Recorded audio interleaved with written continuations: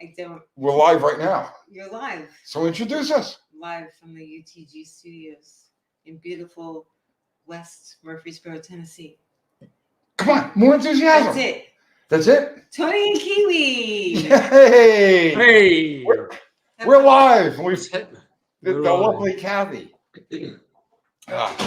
So it's freezing in my shop. It's really cold. So I said, let's just do this on StreamYard. How do you feel about that, Kiwi? I feel just fine about that. I'm going to just turn the light off behind me a minute. That's nice. That's not any better, is That's romantic, bro. it? Yeah, that's not the look I was going for. That's a nice fridge. Comments, there we go. I found my comments. Your Hey, fridge, Tavo, what's up, man? your fridge is bigger than my fridge, bro. Uh, We both got What the do you mean? stainless thing going on, but what's that? Okay, so I got my ice maker and the water thing. What's that big slot above yours? that's a little display panel where you Nice. select Like ice and It's a water. And, smart freezer. yeah. Which the ice maker doesn't work, which is a real minus in this household because I need ice with my bourbon. So, Well, I have ice in my water. There you go. So are you drunk yet, or do you need a few minutes to? No, I haven't. No, I haven't even had a single drink yet. So no, I'm like completely under control at the moment. Nice. So hello everybody, Mexican Specs Zero, Fixin' on It Garage, Tavo is always here. Joe K, Dean Stevenson, Bill McKeiska. What is happening, everybody? Who did I miss? Did I miss anybody? Nathan Jeff McCracken. Hutchins and enjoyed our video today. So there you go. Somebody's watched it. That was a good video.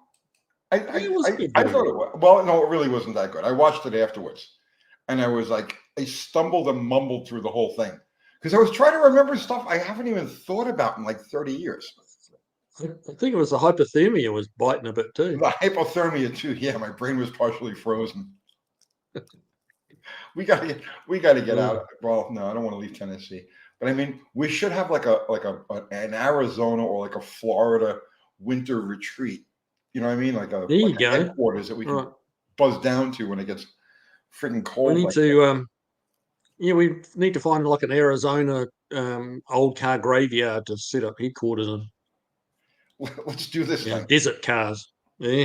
You could go out and scout for one when you're. So when are you leaving to go get this Plymouth that you bought? 2nd of February. Oh, jeez. And you're going to be gone for how long? 2 weeks? A week. A week? We budgeted. Yeah. So you're going to fly out there, get this thing all ready to go, and drive it back and make it all the way back in 7 days. That's the plan. Oh, dude, that's Superman stuff. That ought to get you a million subs. It'd be nice. I could retire then. So Minnesota Tomcat says it's all right. The Tech Talk shit show jamboree with Kiwi's Caucasian catering. That's a good one. Hey, Mexican spec. So you had a Hemi and a 58 Imperial. That's the exact car that engine came out of, was a 58 Imperial. So I was led to believe anyway. Kiwi's gunning for vice grip. Yeah, it's probably not the most original plan that I've got of driving this thing back. I get that it's been done before, but it's as much for me as it is for YouTube, if I'm honest. Sounds like an adventure, like just go and do something stupid and without not putting anyone's lives on the line. So it's just a bit of fun and stop and see some people on the way and. And if we get there and it's a dead duck and it won't go and there's no transmission, then we'll just jump on a plane and come back again and I'll send a car hauler for it. It would be great if you were able to do like a live through the whole thing, like mount the camera on the car someplace and just let it run continuously. Yeah, well, I might lash out and get a GoPro and then just stick that on the roof. Oh, you need a GoPro, man. You can't do YouTube without a GoPro. I did YouTube without a GoPro for years. Now that I'm using it regularly, it's like I don't know how you can live without one. It's Zero. There you go. Mexican sex. Put up my link. wouldn't it say Imperial on the valve covers? And I think you're right. I think all of the Imperials, it said Imperial on the valve cover. So, because Imperial wasn't Chrysler then. Imperial, like you had Chrysler, Imperial, DeSoto, Dodge, and Plymouth. So it wouldn't say Chrysler if it came off of an Imperial. It would say Chrysler if it was a New Yorker.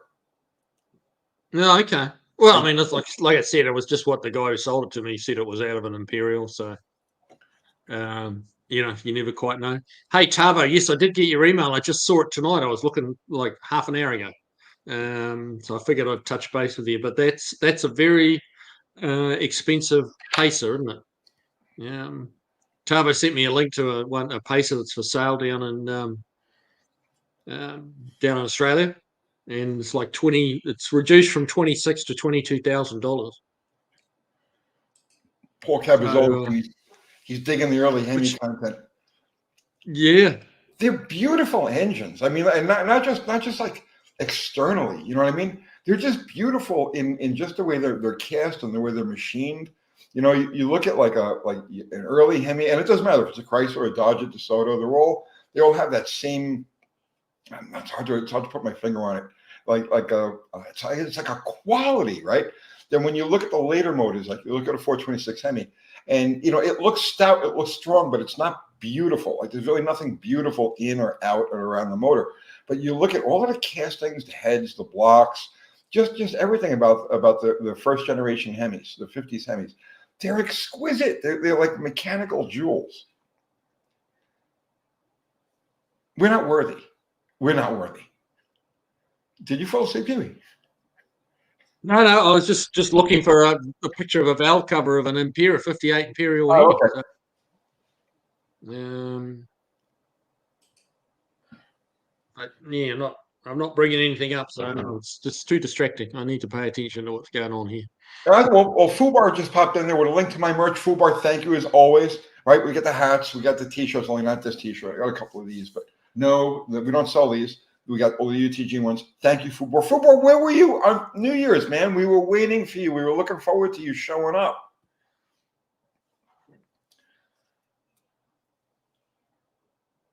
New UTG shirt, fix it with food. You know, I thought that video was gonna go nuts. I was sure, I was certain. I was like, this is gonna get like 100,000 views in the first like 15 minutes. And it just went nowhere. It's just dead. Mexican speak. Yes, it was an AMC pacer in Australia for 20. It was 26, and they dropped it to $22,000, which So is a hell of a lot for an AMC pacer. All right, so the AMC Pacer is the same whether it's Australian or US, just the different side. Yeah, it would appear to be an import from here, from the States. But you can get one here in the States. Why would you want to import one from Australia?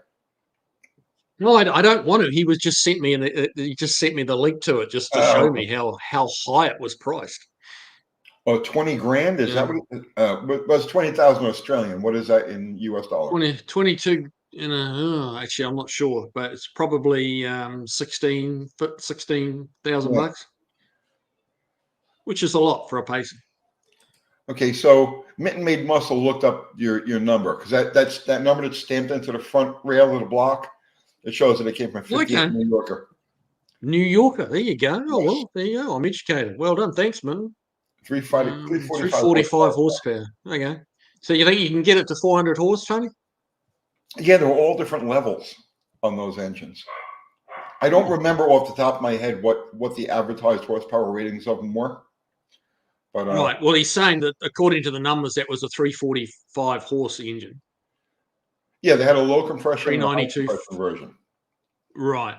But you see, again, 400 would be nice. Those numbers escape me. I only really knew those engines from a nitro standpoint. You know what I'm saying? Yep.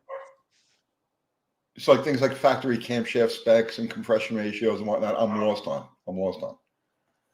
Fair enough. Mexican spec, yeah. I mean, it wouldn't be hard to find one for less than that. But yeah, no, I did see that one you sent me, and it was tempting, but kind of that was just ran out of time and inclination really on that one. And of course, you guys were a crack up New Year's Eve. Enjoyed that. Drank Kiwi for president. I didn't even think I was that drunk, but maybe I was. Okay, Mean Machine Yeah. Mania. I'm putting together my Falcon 6-banger, and I didn't realize my gasket set had a rope rear main seal, but a Viton seal didn't fit. Should I keep looking or just use the rope? You can use. Well, if you can. Go ahead. Yeah.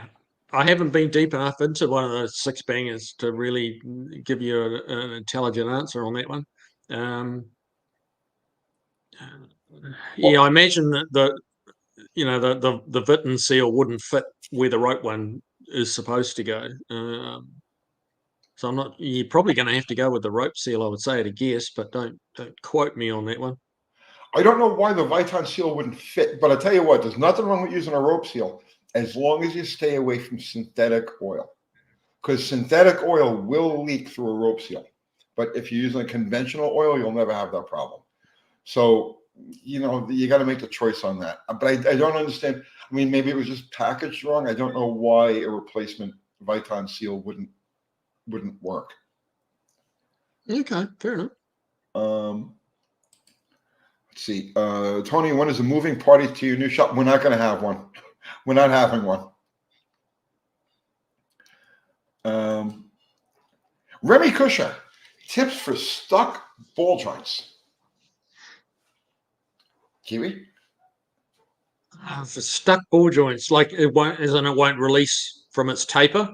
That's really a matter of hitting it really hard with a really big hammer. Shocking. And they will pop out. Shocking it. You got to shock it. Yeah. We talked about this. Yep. Was it? Maybe it was the last live. I think it might have been. Well, yeah, the last one or the one before. Yeah. When you hit it with a hammer, right? Use like a 3-pound hammer, okay? And you don't want to like follow through, because when you follow through when you hit it, you're not allowing it to vibrate. What you want to do is you want to shock it, right? So you want to go fast and just shock it, not follow through. If you follow through, it'll never break. So you just want to lightly bang it like that, shock it, and they'll release. That's the best thing I could tell you. So Zoli's Auto Clinic is asking about a 230 flathead 6-cylinder Chrysler. I really don't know very much about them at all. No. What year would that have been in? I remember my old man had a 59 Plymouth sedan, and that had a flathead 6 in it and 3-speed column change manual. That motor would that have been? That started out being called the Floating Power 6 in 1930 something. Okay, and they called it the Floating Power because of the way it was mounted. Instead of the mounts being on the like picture facing the block, instead of the mounts being on the block like this, the mounts saddled under the block and under the bell housing, so the motor was kind of free to do this. And they called it the Floating Power. That was the name. And the name kind of stuck with that engine, regardless of how they mounted it in future years. But that ran right up to 1959. And then that was replaced in 60 by the Slant 6. And that's why they had the 225. So the 225, originally Slant 6 was just going to be a 170. And it was only going to be available in the Valiant body. But then they decided they wanted to replace the flathead. And so they increased the stroke on the 225 to replace that 230 flathead 6. You didn't Clint 6016 valve. 65 Sport Fury. Power windows won't respond from any switch. I can hear a slight click near each window, but no movement from any window. Next best step. They wouldn't have had individual relays, would they, on the windows on those? On which? What kind? Can you highlight? Because if you can highlight the, if I hide the current comment, how do you highlight it when you're at your end? Just click. What do you do? Comment. If you just like double click on the comment, it should highlight it. I don't know if I can, if I'm the only one who can do that, or if you could do that too. No, it doesn't look like it, bud. Okay. All right. Was it comment was at 7:21, like 2 minutes ago? 7:21. Okay. Okay. There, I see it. Be right back, okay? All right. Don't get killed out there. I'm just running to the store. All right. Take the car. Don't run. You'll hurt your ankle. Okay. I have a 65 Sport Fury convertible with a 3-degree 4-barrel. The power windows won't respond from any switch. I can hear a slight click near each window, with no movement from any of the windows. Well, if you hear a click, you're completing the circuit. There are no relays in there. There are no relays. Right. No relays. Okay. Well, it could just be the motor trying to move. Then I guess. Yeah. Yeah. Yeah. You could be getting bad voltage through to them. It's a long way for that power to run, and you may just be getting like a low voltage situation to them. Really, you've got to pop off the door panels and check your voltage at the motor itself. Yeah, I think it's a good and chance. sometimes even what's that? Okay. Sometimes jumping, like a fresh battery, like direct to the window motor, will tell you whether the motor's going to go up and down or not. But often with a car that age and all the switches not running relays, there's a lot of power pulling through those switches, so the contacts can, take a beating from that and get a little bit burnt up, and you get a poor voltage or just too high a voltage drop through them. So really, I'd go straight to the motor and work your way back from there. So electronically, what I would do is check for polarity. So you've only got 2 wires going to the motor, and when the switch is in the one position, the polarity is one way to make the motor turn, let's say to raise it, and then when you hit the switch to the other direction, it reverses the polarity in that circuit. So the first thing I would do is check that you've got completed circuits both up and down. Right, just jump them out with a test light, and make sure that you got the voltage going one way, with a polarity one way, and then pull the switch the other way.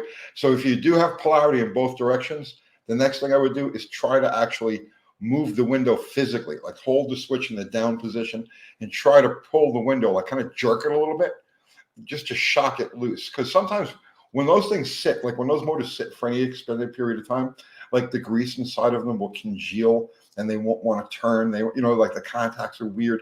And if you kind of like jimmy it along a little bit, you urge it along, they'll free up. So that's probably what you got going on there. Would you agree with that, Kiwi? Yeah, that makes sense. That's part of the reason I was saying just go jump and jump a strong 12-volt battery straight into the motor and get it running. Yeah, right. You can do that too.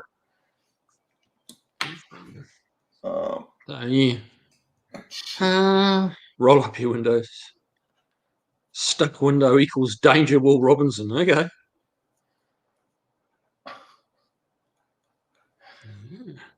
Here's the windows. Jeez. That Falcon, I thought about that car the whole way home. Oh, that Falcon sedan? Yeah, that car is so cool. It's beautiful. I always love those cars. They're prettier than the Darts. They have a little bit of Mustang in them. You know what I mean? You got that little bit of a kick up at the you know what I mean? You see the family resemblance? Yeah. Oh, yeah. There's definitely a resemblance there. Yeah, that was a Ford thing that kicked up hip. Yeah. Somebody said I need a bourbon. I think he might be right, actually. Urkos. Yeah, I might have to get one in a second. I'll hold down. We'll get Tony going. We'll get Tony going on a good tech question, and I'll sneak off and get a bourbon. I could just babble. I mean, I'm known for that. It's no problem.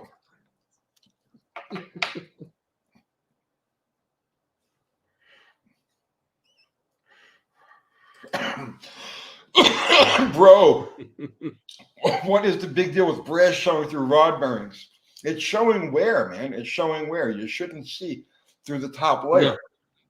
It's not that the brass is no good, or copper. It's copper. Yeah.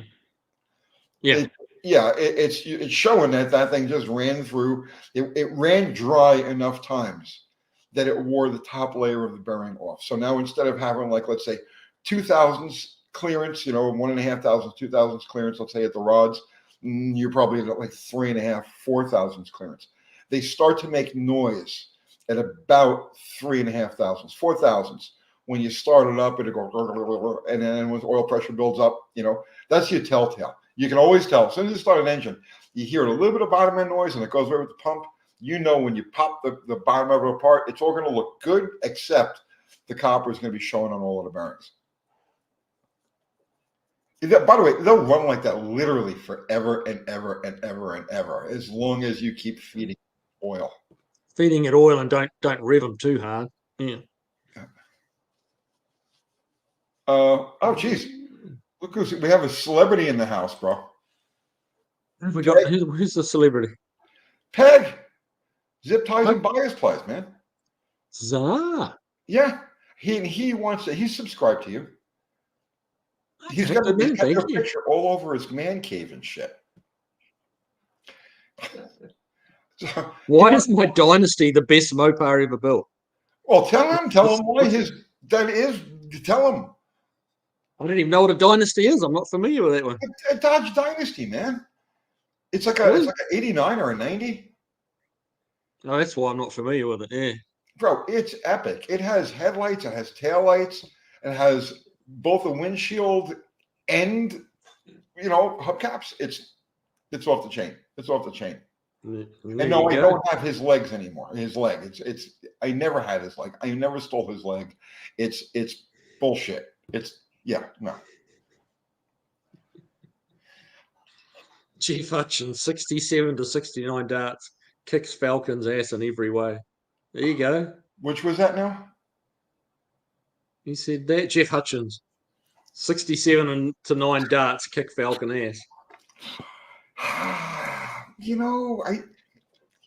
I like the Falcons. I really do. I always have liked the Falcons. And my friend Danny Ciccarelli, his grandmother had a Falcon.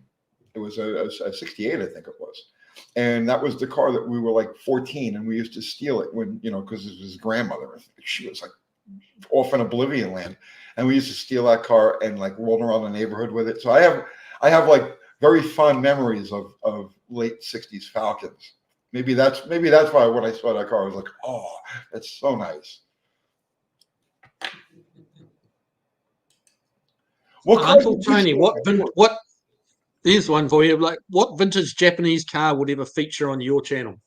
Maybe a 70s Datsun of some model, or wait, where 90.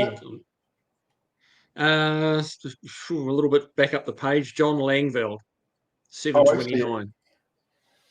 There you go. What vintage Japanese car would you feature on the channel? Maybe a 70s Datsun of some model. What about the 4 and 6 cylinder engines?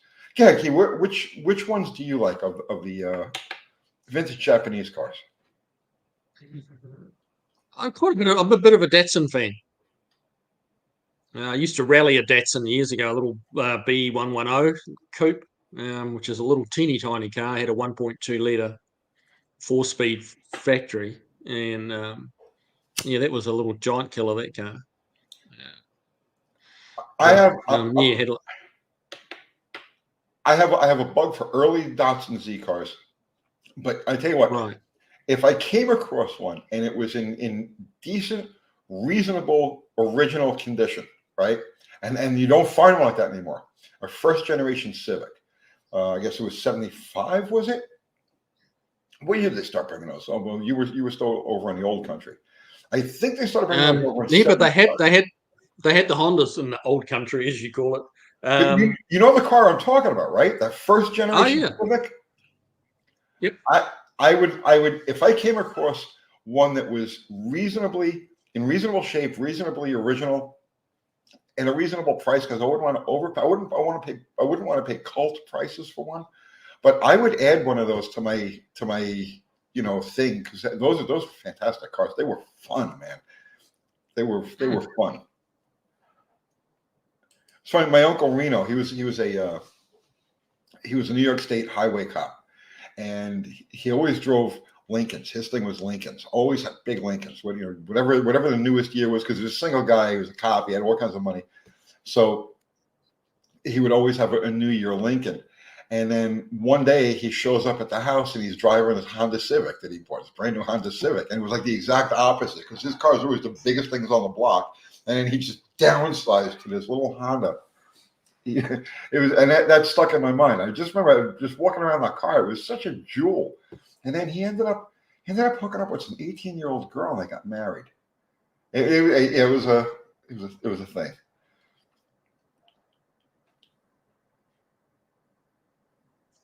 Just trying to get a picture of the old rally car from back in the day.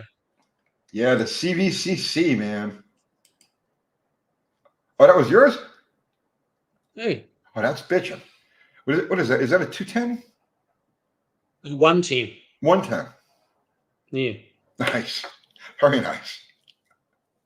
Yeah, that was a fun car. That was like we had a fuel injected 1.6 liter and it's making about just shy of 200 horse, but it weighed about 1,350 pounds total.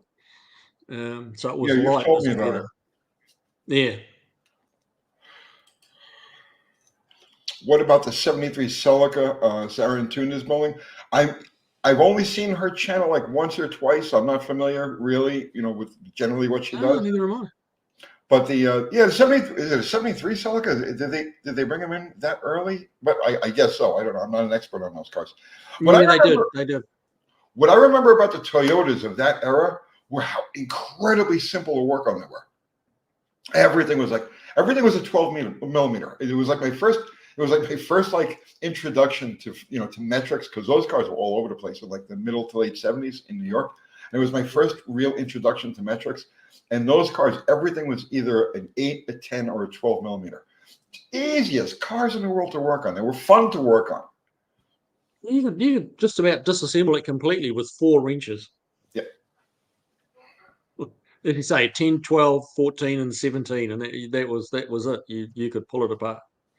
They were great cars. 70s Japanese cars were really, really good. I think they were all good right up until like, I don't know, it's hard to put my finger on exactly when they left it. I think like the last cars that I remember that were of that spirit, okay, of the original Japanese imports, the last cars I remember of that spirit were the Sentras, Nissan Sentras, middle 90s to late 90s. Those cars were still like really easy to work on, extremely reliable, very simple, basic cars. Like they were friendly cars. And in New York, everybody had them. I worked on a bunch of those things. And then after that, I think they kind of lost that. I don't know. Like there was a spirit of those early import cars, which is basic, simple, happy, friendly cars. And then they just kind of went to a place that I can't really relate to. Right. There's a chick in Australia that is building a 64 Toyota pickup truck, and she is absolutely staggering at her metalwork. She TIG welds, she rolled, I don't know whether how well you guys can see that, but that's some of the work she's done on the floor pan. She rolled the floor pans? Yeah, she made the whole thing, the tunnels, the tunnel, that's a custom tunnel and everything in it. But she's rebuilding the roof. She's making this car just look about from scratch. Look at the roll job she did. Yeah, that's beautiful. Like the work she does is it's like I'm in awe of this girl, and she's quite young. She looks to be 20s. She's an artist. Yeah, it's under 6'4". Well, it's probably, you guys can see it, 6'4" stout. It's like 6_4_ stout on Instagram. And I think she's in a few other social medias, but the work she's doing is just second to none. So there you go. That's my little plug for her. She's probably I'm sure she'd never heard of me, so that's all fair. What was the name of her channel?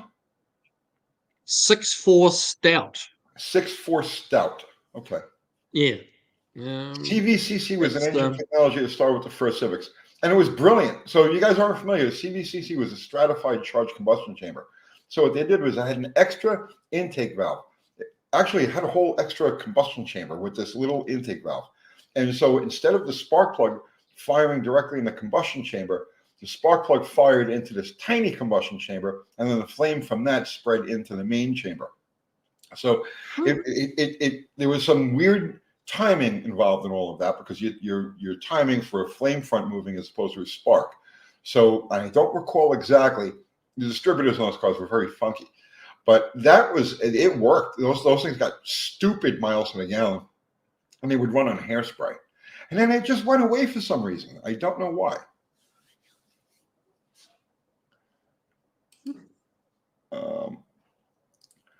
Mean Machine Mania, Tony Kiwi, is there a small block Chevy Hillborn manifold with a barrel valve, injectors, and butterflies, but no stacks or pump?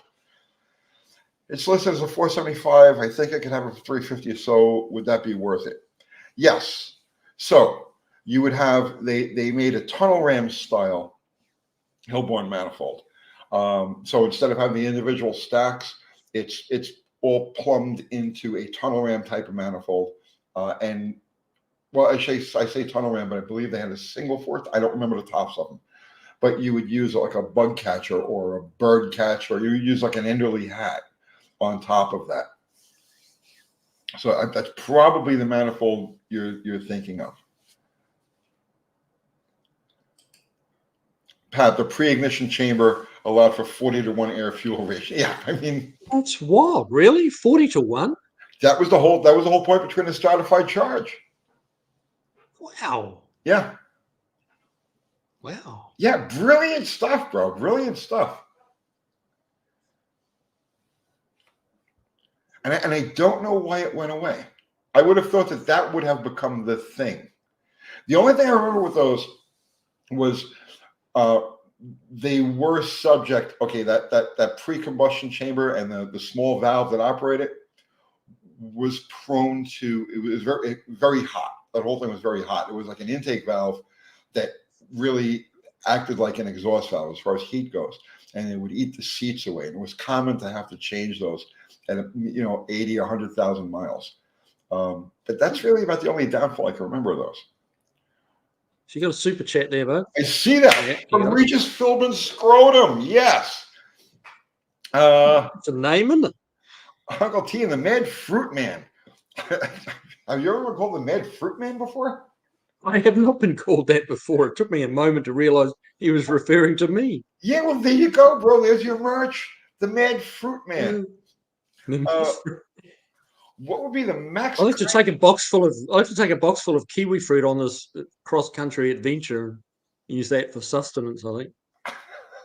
Can you really live on that? She can. It's good for you. That's awesome food. Well, you probably won't get scurvy, I guess. Well, no, you get tons of vitamin C. All right. Anyway, back to the super chat. I'm digressing. All right.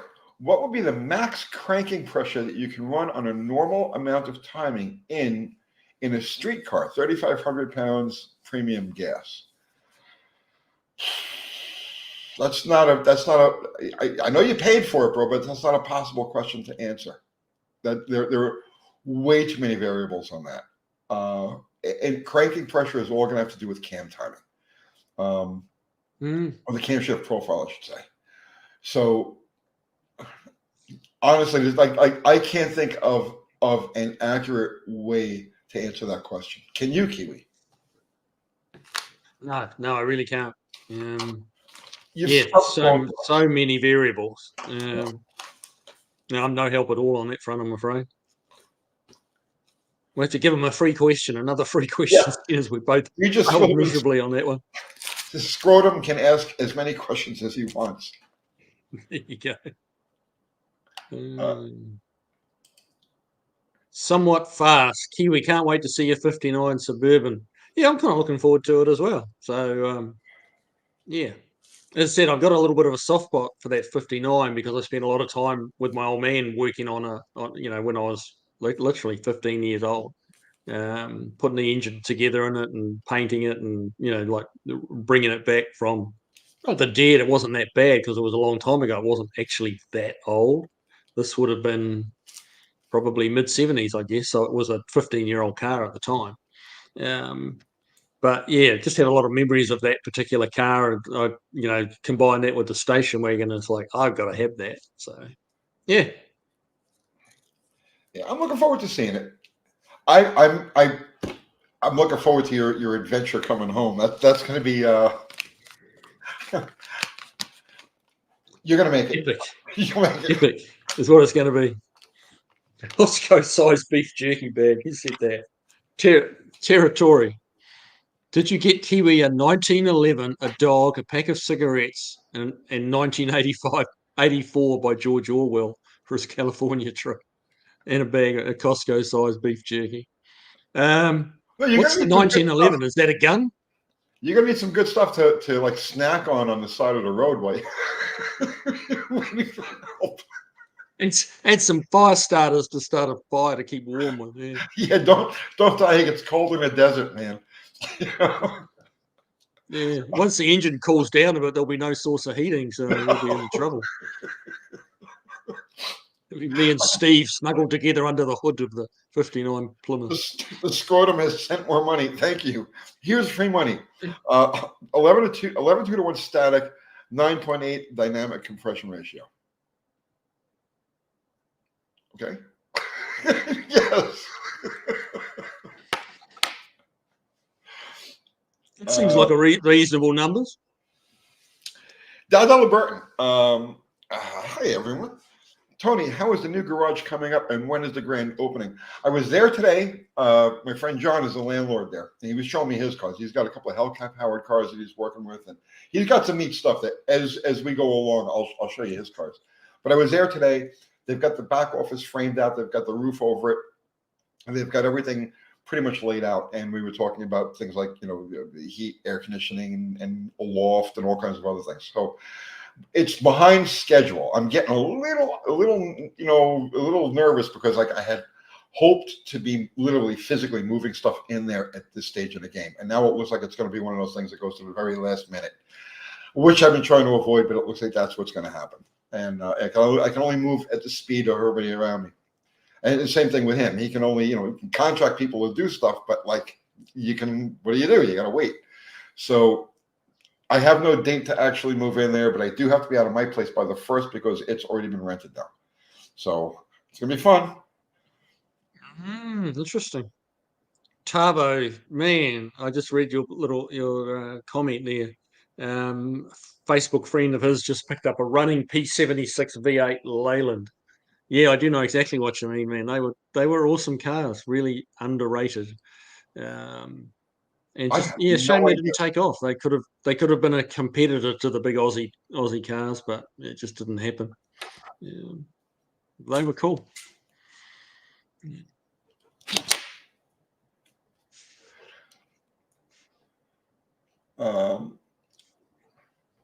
What's this now? Hey, you know a guy? I was just thinking about that new place.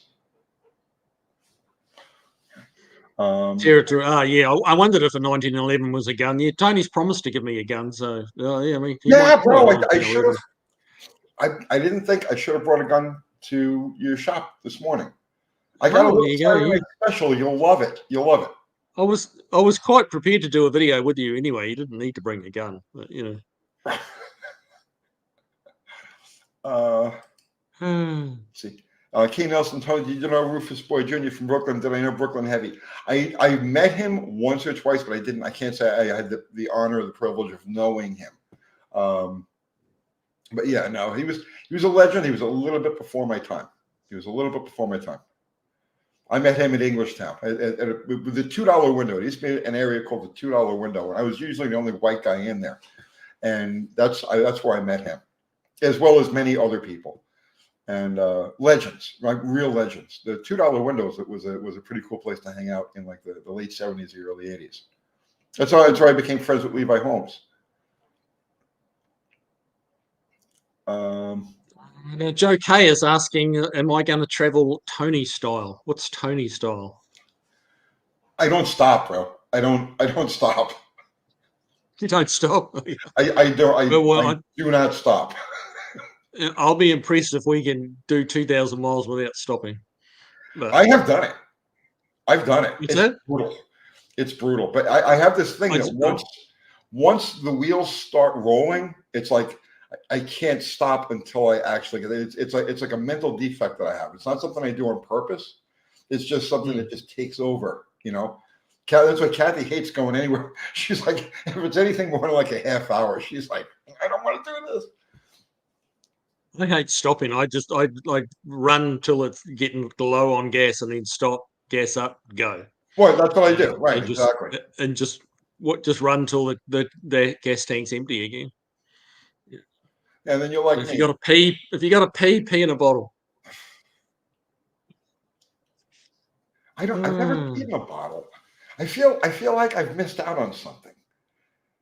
I'm gonna try that. Tomorrow. I'm gonna pee in a bottle just to say that I've done it. Like, we might, seeing as Steve's riding with me, we may have to kind of have a little brief discussion on that practicality of doing that. He may not be down with that. We'll see. You wouldn't be down with peeing in a bottle? No. Well, yeah, I'm gonna try it. Like I said, I've never done it. I'm gonna try it though. Is there any particular bottle that's what's the best bottle to pee in? Well, I mean, in my case, something with a really wide neck. Yeah, you would need like one of them, like a Gatorade or something. Yeah, I gotcha. Jay Weiss says he's eaten kiwi before. Very nice. Yeah, I'm not going to go down. I'm not going to bite on that one.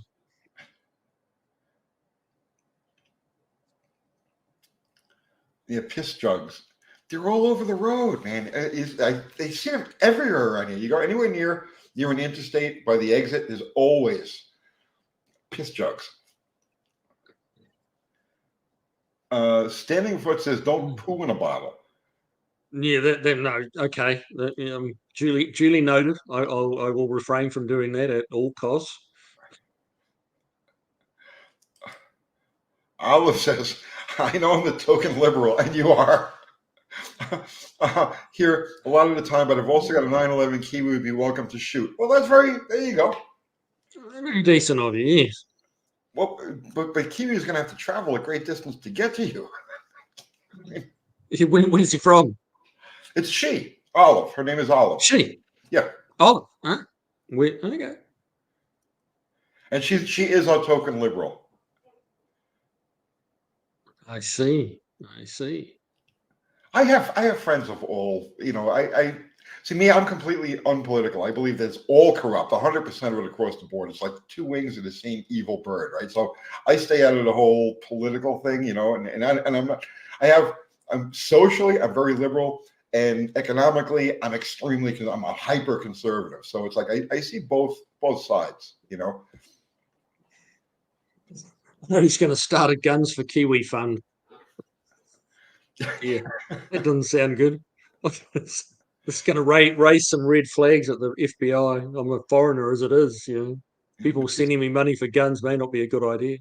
She's saying it's a 5-hour drive. You can jump in a car and go out there. That's a good warm up for your. Oh yeah. Or maybe you could pass her on the way home with the Suburban. Maybe.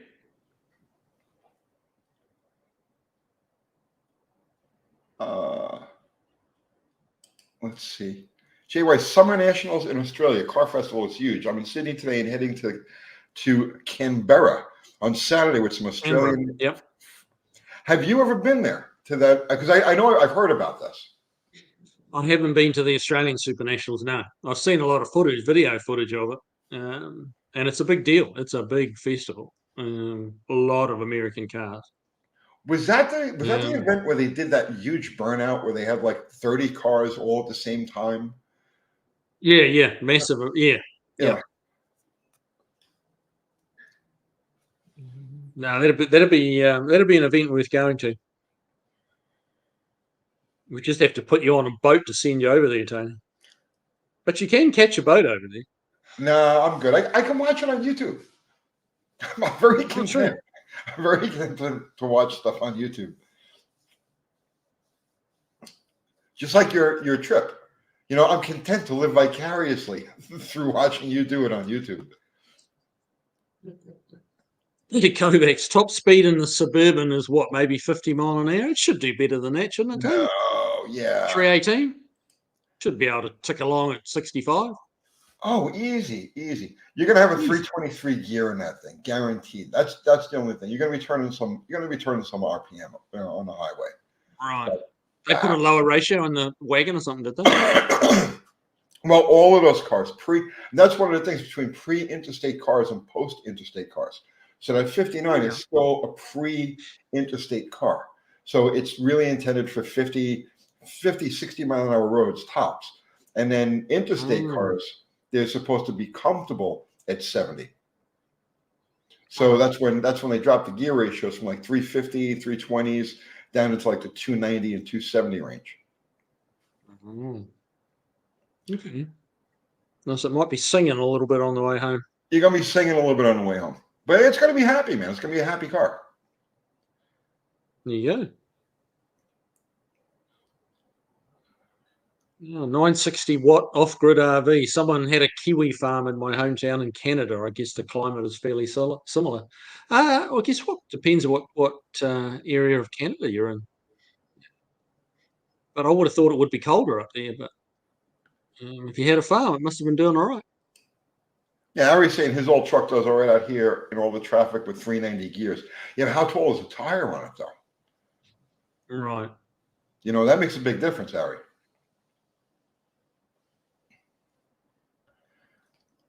Glenn Nickerson saying living vicariously through someone else is less painful. Yep. I've done all my Road Warrior stuff. You know, I did it to the point I just really don't want to do it anymore. So I'm more than happy to watch other people do it. Some of these guys, so I'm not going to mention any particular channels or anything like that. But some of these guys that do this on a regular, it's almost like I cringe. It's like, no, you're not going to really try to drive that thing back 900 miles, are you? Because I understand what it's like. It's like when you're watching a video and it's condensed. You got, let's say, a 900 mile trip that's condensed down to an hour of video, right? Yeah, you could deal with that through the windshield for an hour, okay? But the reality of a 900 mile trip is countless hours, endless hours of just watching white lines go like this. You know what I mean? You just stare into the windshield, watching bugs and stuff collect on the windshield, watching the line go like this. The best sounding car in the world starts to sound like a freaking nightmare after like a half hour. And it's just, you're sucking hell. You're sitting there trapped in the seat, sucking hell for hour after hour after hour. And you know what? I'm just done with that. So I'm more than happy to watch other people do it. You're kind of bringing me down a bit here, Tony. But, no, you go and enjoy it. Mexican Spec just asked what color the Plymouth is. It's a red one with a white roof. Well, there's not that much red left on it anymore, but yeah, it was originally a red with a white roof. And it's got the spare wheel, which goes up under the back, behind the back wheel, up through the bottom of the quarter. Have you seen that before? Has a little piece of the quarter panel actually like comes out, and there's the spare wheel hanging out the bottom. Yeah. So that was pretty cool. He called it, spoiler alert, go to the end of the video to see if they made it. I swear to God, I do that with every single one of those videos. I'll watch the first like 3 or 4 minutes. Okay, here's the car, right? Here's what it is, right? That's all I need to know. That's all I need to know. And then I skip to the last like 2 minutes of the video. Did they make it? Did they not make it? And that's it. You could take this whole hour-long video, condense it into 4 minutes, and it's like you've got everything you need to know. You've got a good video right there. There you go.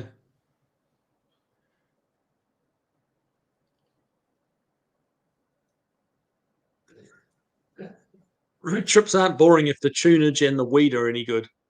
If the what? I mean, I doubt it. Well, I have to be listening to iTunes on our phones, I guess.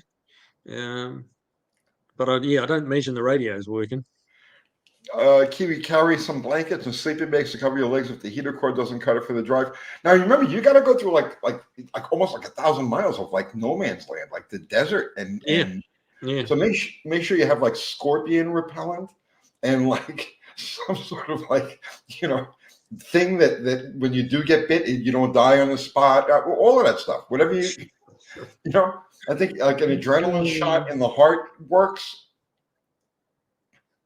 Make sure you got all of that lined up.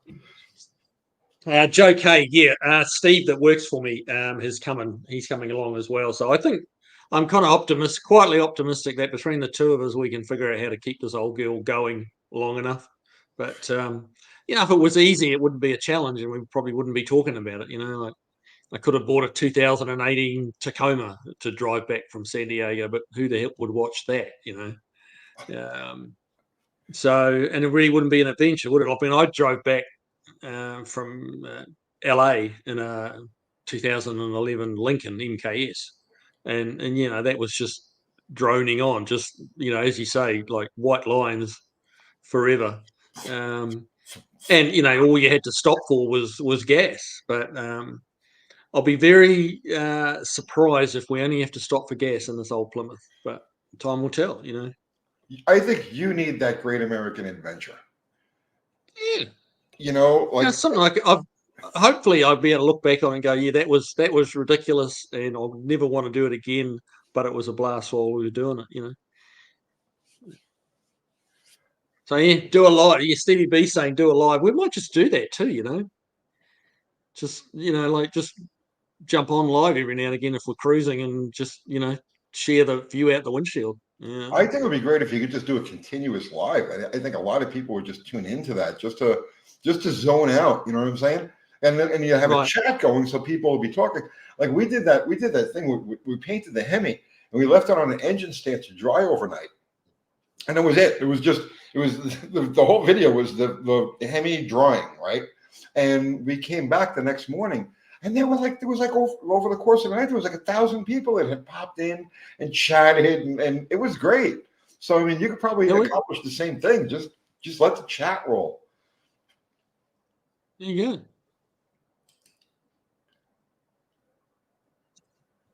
Glenn Nickerson, good grief. Oh yeah, if you get by a rattlesnake, definitely you gotta be careful to get bit. I see. That's the thing about sucking the poison out, bro. So I could tell you up front that if we were in that situation and you got bit, you're gonna die. Just the way it is. Volunteers to I'll miss you. You know what I mean? But I'm not sucking any poison out of anything. Nearest pawn shop, cheap 22 pistol. Good Lord. Let's see. That's Jeff. What's happening, brother, man? Two Hacks Garage. He's in the house. Oh, hey, bud. Hey, Jeff. How you doing? Which part of San? I did look that up. Actually, I can't remember off the top of my head what part of San Diego it's at. Cajon. Cajon seems to ring a bell. We were talking about that on New Year's Eve. I think it was Cajon. El Cajon. Yeah, that's it. If I'm saying it, to me, it looks like Cajon, but obviously, I'm not using the right. Mexican spec is saying people today forget that old cars were made to drive just like new cars. They are shocked an old car makes it. Yeah, there's no question about it. But this car's been parked since 1979, so it's like it's really pushing it. But you're already prepared to change all of the brake lines, the wheel cylinder. You've already got all that stuff, right? Yep. So Kiwi's already made the plans. It's like everything that can, go bad over the course of sitting. He's already got the parts. They're already on their way out there. He's already resigned himself that he's going to be ripping through all of the brake lines and fuel lines and all of the other stuff. Yeah, carburetor kits and all the hoses and that type of thing. We're going to try and hook up the heater. So, hopefully the heater core holds water and we'll have some heat. Oh, little chance of that, brother, man. Little chance of that. Peter Kovacs, Kiwi's got big cojones to make this trip. Yeah, I know. Well, I mean, I don't really, but it's like I know it's. Well, you do. You do. What's the worst that can happen? We have to get we have to get it towed in on a transporter and find our way home. Like it's not. Man, we're not going to war or anything. It's just a road trip. Well, you're going to mechanical war. Well, actually that's a point. Yeah, I hadn't thought about it in those terms, but yeah. Julie G. Tony, let me talk about the new Teslas I towed. Okay, go ahead. Write a paragraph and I'll highlight it.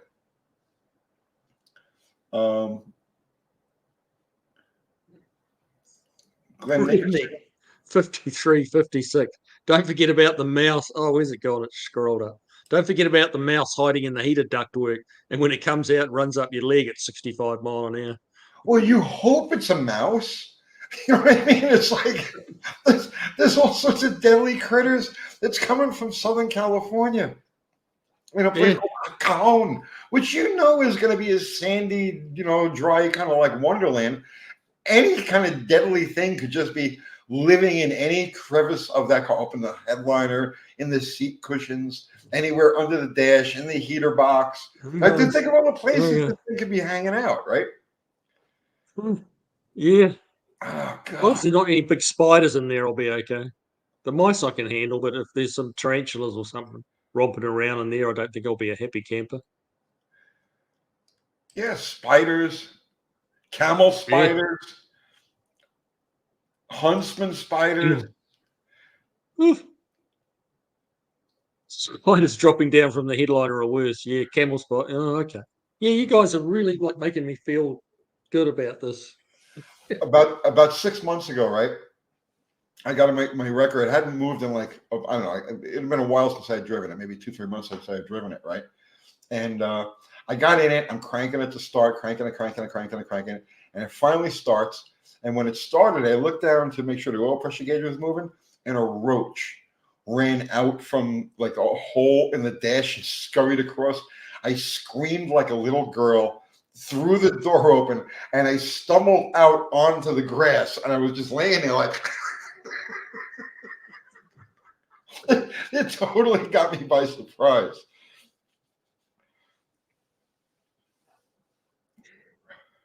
Snake curled up in the... Okay, I'm getting bourbon now. I've had enough of this. Back in the city. We've driven Kiwi to drink. You've driven me to drink, yeah. You guys are making me nervous about it. Not on about this trip. Not on a bet. I think Kiwi needs to have his adventure on his own. Yeah, I think Steve's not watching him. I'll just keep texting him. Every hour I'll text him and just tell him we're all very, very proud of you. he's got encouragement. We're all very, very impressed. Good job. Keep up the good work. Okay. Cheers. Cheers. Who said that? I'm a ginger ale. I thought it was water, but it turned out to be ginger ale.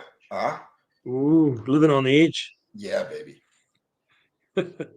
Chris Freeman, a Kiwi's big adventure. Will you be stopping by the Alamo? I don't know.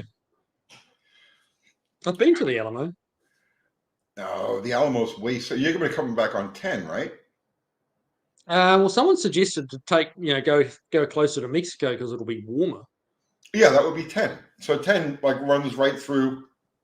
You're going to come down through Texas. Mm. You're close to the border there. Robbie Autry, you can do it, Kiwi. Well, I hope so.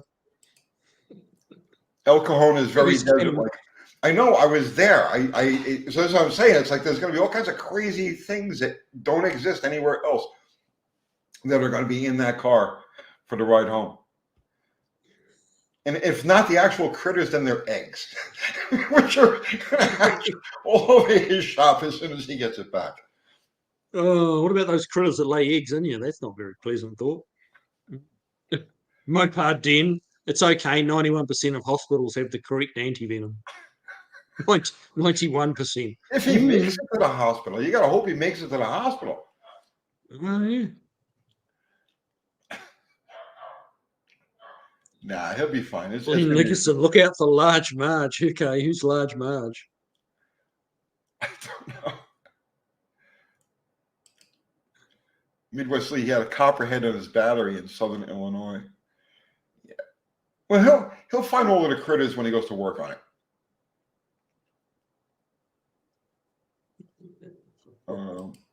Oh, dear me.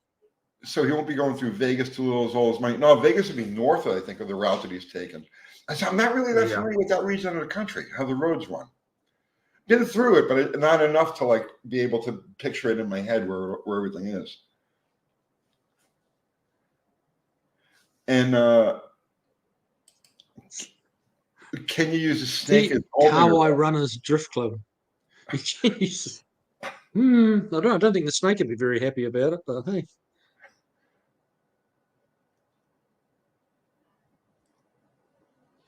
It's a Mean Machine Mania. There will be an ancient brain-eating amoeba colony in the coolant from the 61. And Kiwi was starting to go insane. Yeah, no doubt. Don't let that stuff get up your nose, man. You guys are just so encouraging. It's What's guys? So what states does 10? Because I took 10 across once, but I don't remember how it went exactly. What states from California? What's the route?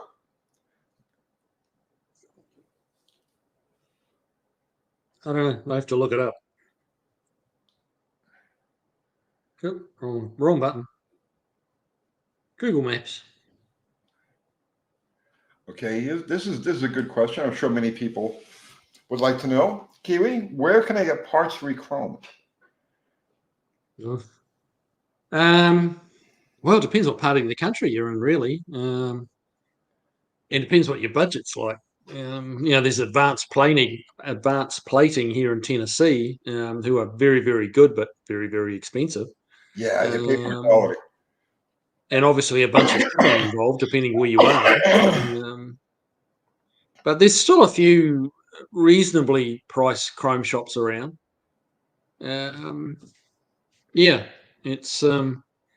depends mainly on where you are. Stevie B, don't forget to bring tyre plugs and an air pump. Yeah, it's probably not a bad idea.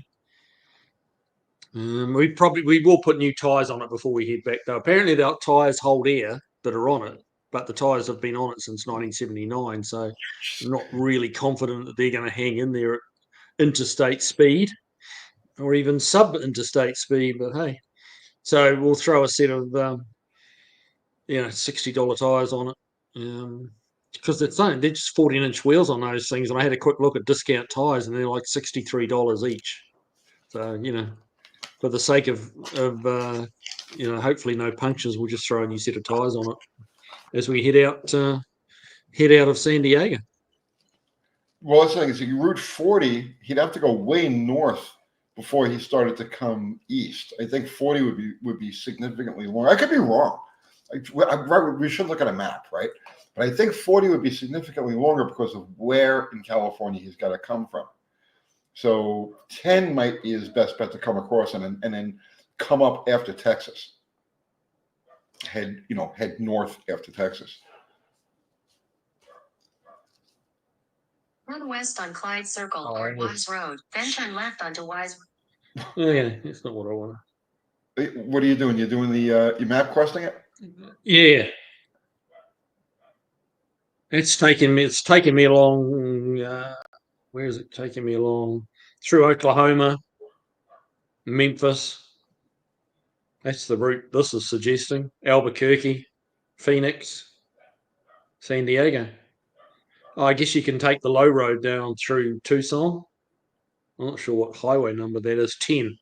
Yeah, 10's showing it's 4.5 hours slower. Then 40? It might be it might be a little bit warmer. That's all.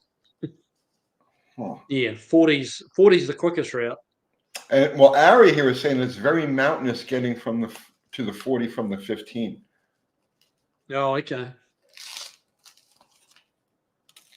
Chris Cadman, don't pick up any Canadians on the road trip. They will thank you for half an hour, offer you ketchup, chips, and say sorry for hours on end. You got to watch out for those nomadic Canadians. They're all over the place. Yeah.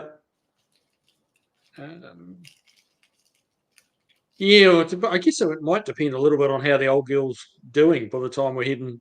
It looks like we got to choose the 10 or the 40 a little bit before Phoenix. So, if I'm not mistaken, where's Blythe fit in? Because I've got relatives in Blythe. I know that's sort of on the way out of San Diego. So, maybe going that way, but we haven't actually sort of set a hard and fast route just yet. ICC Dan 1 actually has a really good idea. And it's Kiwi, reach out to the subscribers if you need help. Someone is bound to be close by. What you could do, right? It's true. Once you have it mapped out, then do a shout out to at least one person in every town along the way. And you could use my channel to do that if you want. Okay. You know what I'm saying? So this way you got contacts. You don't have to you won't have to go more than a town before you run into somebody who can help. Yeah, that's true. Yeah, that's a good one. Good idea. Yeah. Wow, you're a customer. I bicycled across the U.S. I could send you the route and name of every Fleabag hotel on the way. That's impressive, bro. That's impressive. That's good, Lord. Yeah. Gee. Hope you had a nice padded seat when you were doing that much cycling. So Julie G was talking about Teslas, and I says, write a paragraph and I'll put it up. So she did. There you go. Okay. Own and the started themselves and hit walls, trees, and one hit the wall and started climbing up the wall. Go turquoise, white horns. Go turquoise, white horns. Go turquoise. I did, you know, Okay. so I did a bunch of acid when I was like a teenager. So that kind of makes sense to me. I got to tell you. And it shouldn't. I know it shouldn't, but it does. So take that for what it's worth. Yes, MK Ultra. It could be that too.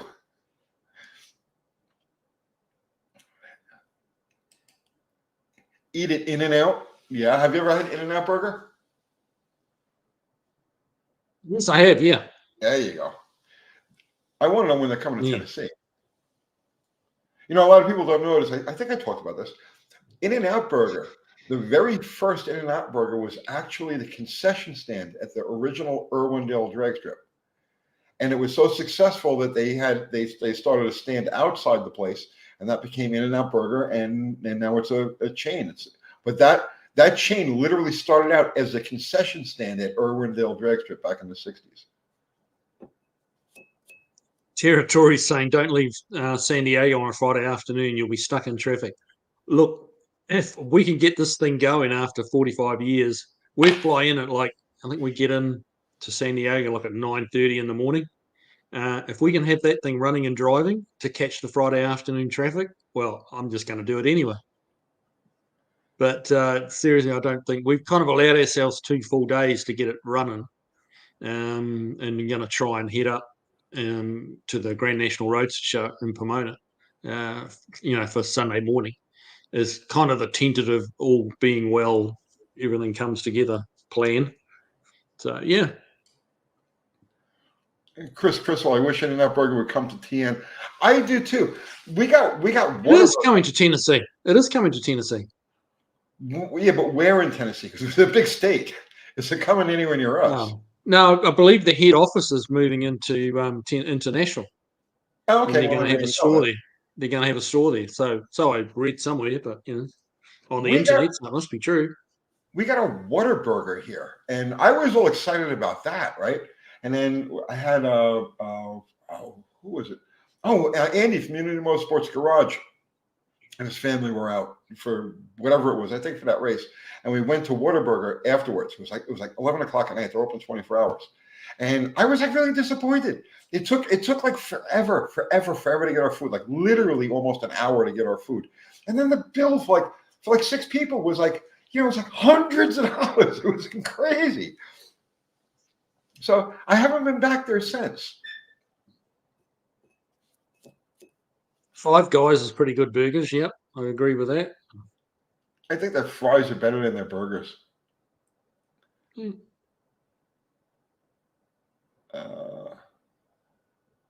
Let's see. If you have 2 days before you drive, Tractor Supply sells snake repellent. It's little granules in a jug. I would try that. And then after you've used the granules, you can use the jug to pee in. You killed multiple birds with one stone, bro. There you go. That's planning. That's why they pay you the big bucks, Tony. Zero is That's saying what's the saying. Oh, there you go. the old rule was since they don't freeze the meat within 7 hours, but this has changed. Meat suppliers with the same rules makes for an in and out near you. Okay, so what you're saying is that they used to not freeze the meat; it was always fresh, and now I don't know. So I guess basically you're saying it's not going to be the same quality as what you guys would have out there.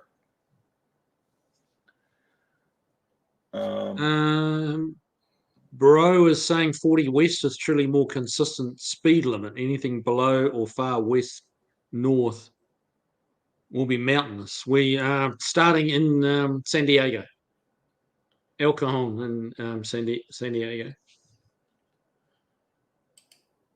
Mexican Spec is saying, Tony, did you ever hear of the Infield Ambulance Company? Not offhand. That doesn't ring a bell. Robbie Autry's offering to help, close to Louisiana.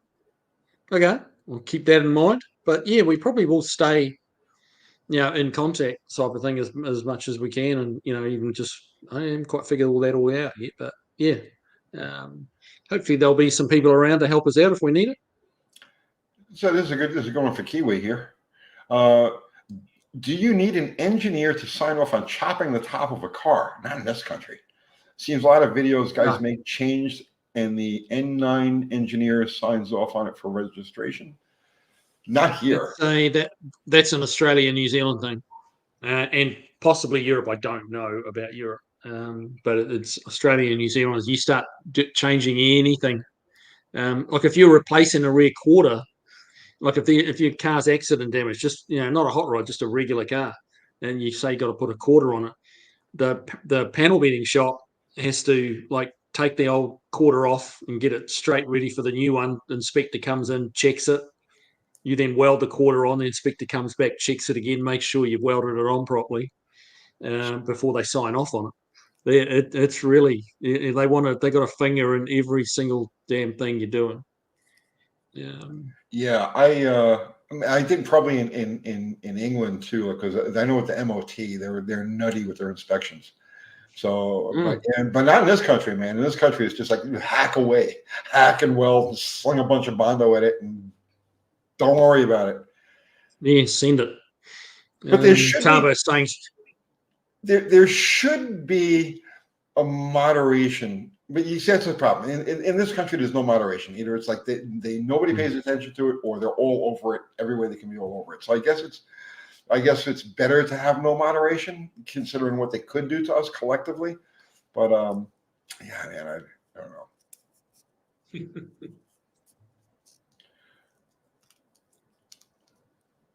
Robbie Autry, no, it's not really. When I'd left New Zealand, like the hot rod, there wasn't really any hot rod shops around.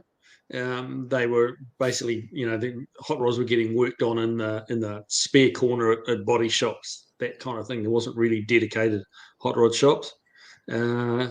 So yeah, I came over here, and the opportunities just unfolded, and ended up opening up my own shop. But now New Zealand's had a real growth spurt in the last 15 years on as far as hot rods go, and they've become much more kind of middle-aged, grey-haired dudes are driving hot rods now. Who've got money to spend. It used to be the territory of the young guys who were having to do everything themselves because they couldn't afford to pay people to do it. Now, kind of like Harley Davidson went through that, I think, too. Harley Davidson just used to be all the bad boys, and then it became quite fashionable for the office, the well-up office workers, the vice presidents and stuff like that, to have their Harley to go for a 20-minute cruise on a Sunday afternoon. Corvette's the same way. Yeah. Corvettes used to be, that's the ultimate expression of youth and all of that other stuff. And now it's like you never see anybody younger than me in a Corvette. Yeah, the Kraut greybeards rule. That's why I don't have a beard, because it'll be grey and ginger and it'll be a mess. I'm not completely gray yet. Getting there. Jeez, the top, yeah. Forbin Jay Clark. Weiss, I've seen. Oh, sorry, go on, Tony. Okay, bro. I'll read that after. Just saying, Jay Weiss is saying, I've seen Americana in New Zealand, very good scene in Kiwi land. It is, it's really strong. The last time or a couple of times I went in, went to a big hot rod event. It's like a 4-day event in New Zealand. And the number of cars there was just staggering. They couldn't, like, they were having two hot rod shows at the same time at opposite ends of the town, because there just wasn't enough room, a big enough field to put all the cars. So they had to have it like the cars were on display in 2 different locations. It was absolutely massive. There was something like 3,500 cars there. So, Forbin Colossus, how can the average Joe like me find TSBs, technical service bulletins, from 2004? I have a Honda Civic LX with a driver's floor that gets wet when it rains. Well, the way you would find the TSBs is go to a Honda forum, a Civic forum, and any and all information. You get people who live, that's their religion, is going to be those cars. And they'll tell you, not only, you don't need a service bulletin to tell, they'll tell you exactly where it's coming from and exactly how to fix it. Find the forums. Don't worry about the technical service bulletins. Just find the forums and ask the questions in a forum. Those are the guys that know. A Hill, what's going on with the Sportster, Tony? Nothing. I have 2 Sportsters. I got the one I keep here at the house, and I got the one I keep at the shop. But over the last couple of days or so, I have a bug to buy a Buell. And I don't know exactly which one I want yet. It's gonna be one of the 12s, but I don't know which one. By the spring, I am definitely getting myself a Buell. I was originally thinking maybe like a Ulysses, but honestly, I'm not a touring type of. I don't like to make trips on motorcycles. I like to, you know what I mean? I like to just scoot around town. Like, a few miles is good for me. So a touring bike really wouldn't work. But yeah, I got a bug for a Buell, and in the spring I'm going to pick one up. And for you guys who don't know, a Buell it's a sports bike based on a Sportster. I can say, well, but they were a spin-off from Harley Davidson. I knew they would bring her in. I'm going to get a Buell. I don't have anything that wheelies. I don't have a single motorcycle in my world that wheelies. Okay. Do you see what's wrong with that? Of course, that's fighting talk. Oh, good. Do you want me to tell them about the time? Yeah. Come in here. Wednesday night tech talk and domestic. She's doing things. She comes running. You're getting a what? I've terrified her so many times. I had a 900RR. Or was it I had a 900R and a TL1000 at the same time. And I took her for a ride, and she was like, just does not want to get on motorcycles with me. And she was like, just go easy. So we were on the interstate about 50 miles an hour, and I rolled into it, hiked the front end, and she just grabbed me like this death grip, screamed into my ear. So she won't get on motorcycles with me anymore. What are you going to do?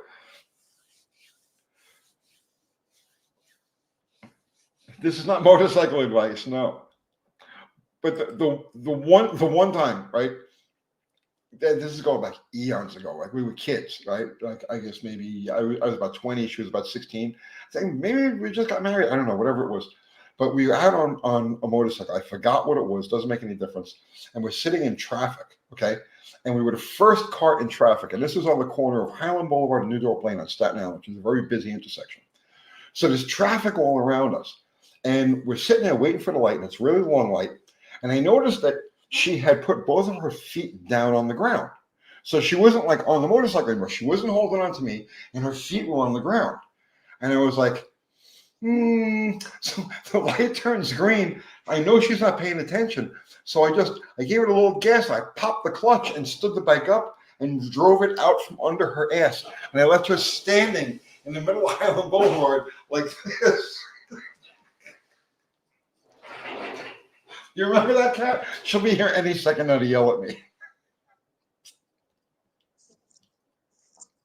Barracuda, Kiwi. Did you know the Auckland panel beat Ivan Jinovich?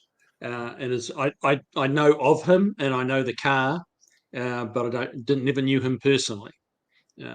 But yeah, he was a sort of a bit of a personality in those circles. Yeah, and not a man to be messed with from all accounts.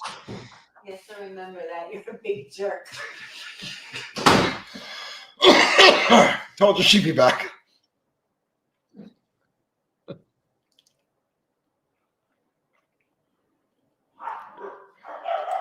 It sounds funny, but My kitchen, my kitchen looks exactly like Kiwi's. Oh my god, it's scary. Is the island to your left? Yes, it is. It's oh, look at that. very There nice. you go. Why don't you cook something for us, Kiwi? What's that? Why don't you cook something for us? Well, come on over. I'm here on my own. I'm all on my own tonight. I've got no company, no nothing. Mrs. Kiwi's out of town. She's over down in Florida. So yeah.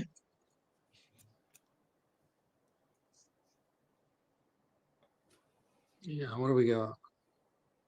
I'm looking. Australia and New Zealand have a lot of four-door American cars. Stuff most Americans don't like. We like to see Tony would be in his element in New Zealand because he loves four doors.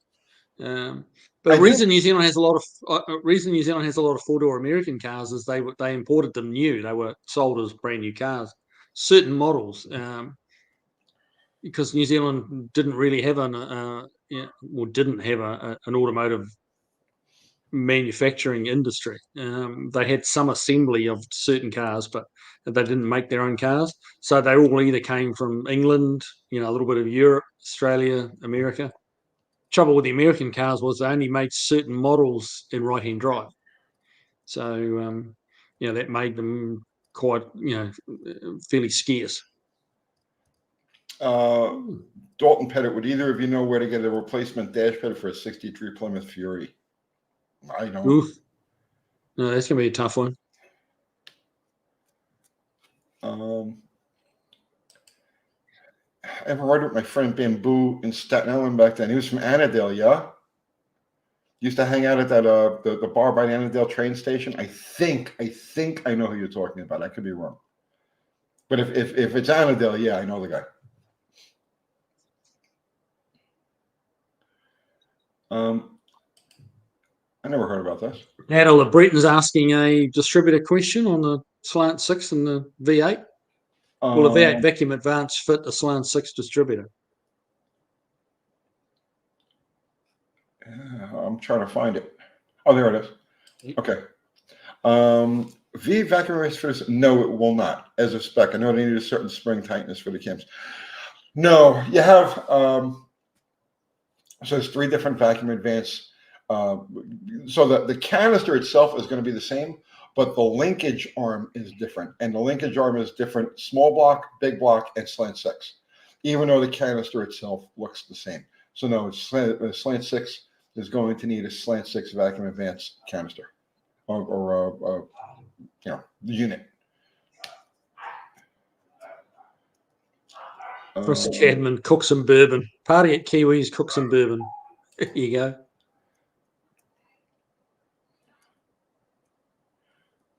Let's see. This one must be for Tony. Ever ride with my friend Bamboo in the Staten Island back then? Yeah, I answered that, and there was I think this was the same guy who used to hang out in Annandale, but I'm not sure. It's been such a long time, and I knew so many people out there in Staten Island.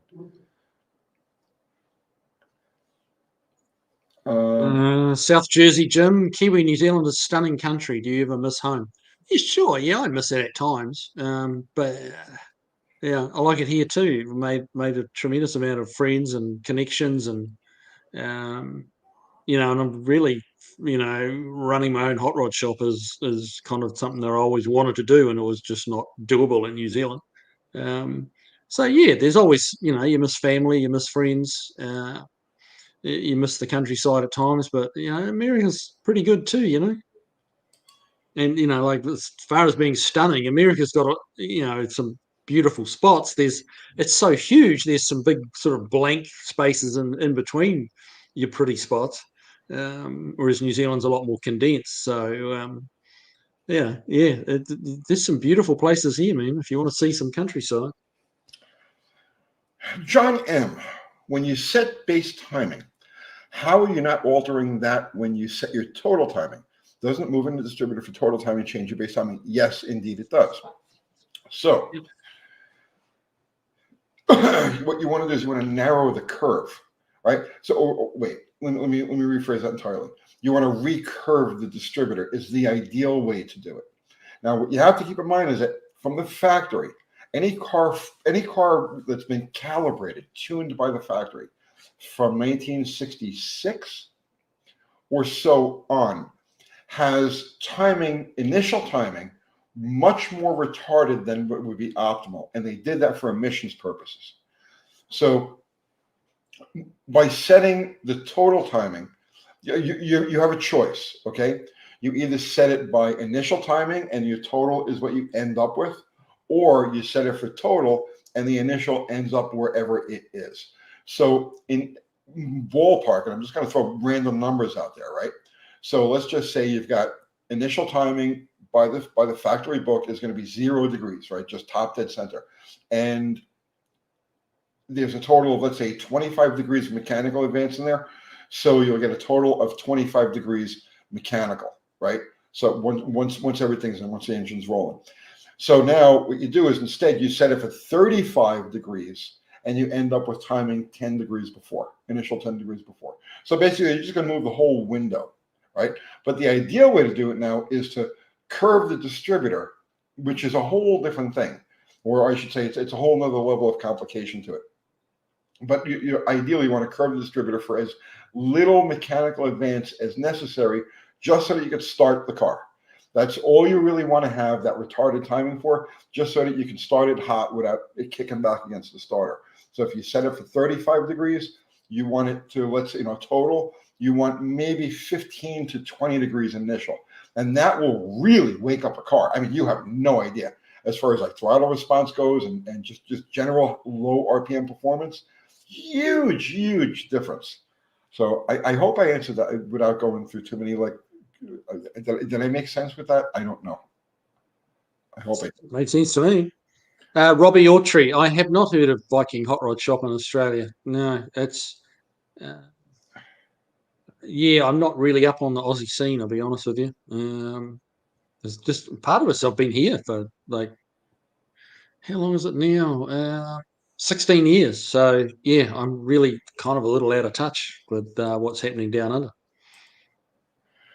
Rob Morris, Uncle Tony Hugh, what do you think about the 2024 Harley Davidson live wire electric motorcycle? I don't think Hugh's not a motorcycle guy at all.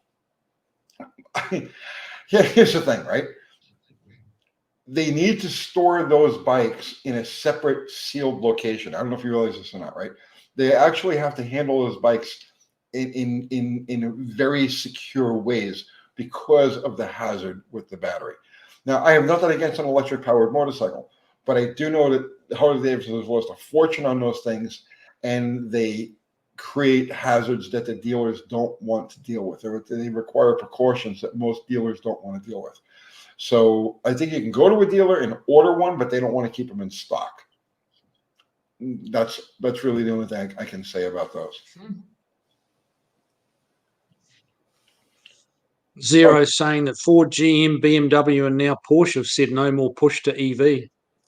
Just look it up. The bubble has burst. Oh yeah, no, it was an idiotic pipe dream, and it's coming apart. And unfortunately, it's going to cost everybody a lot of money because all of these corporations are going to need to be bailed out. And Pat is just answered the question saying the electric Harley lost millions last year when nobody wanted them, and only a few dealers can safely store those fire hazards. Be interesting to see what Audi do with the electrics, because they're pretty heavy into the electrics. They've got like some nice looking electric cars. They've gone to the kind of high end market with their electrics or EVs. And looking at the cars, they've spent a lot of money. So it'll be interesting to see whether they backpedal out of that.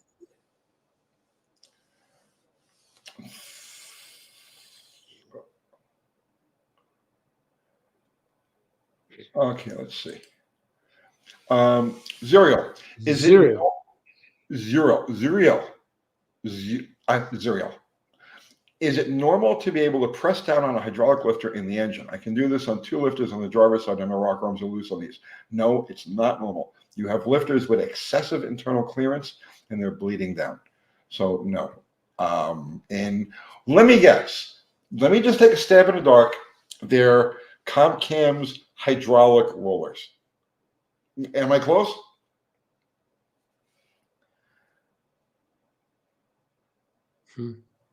Hey, Hills put hydrogen with a question mark.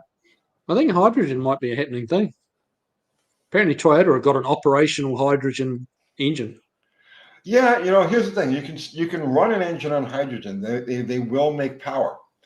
The problem is the storage of the hydrogen, the volume of hydrogen that you need to get effective range. It takes up too much of the space of the car. That's always been the problem with hydrogen.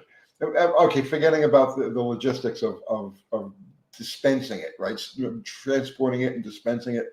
Aside from that, the problem is volume.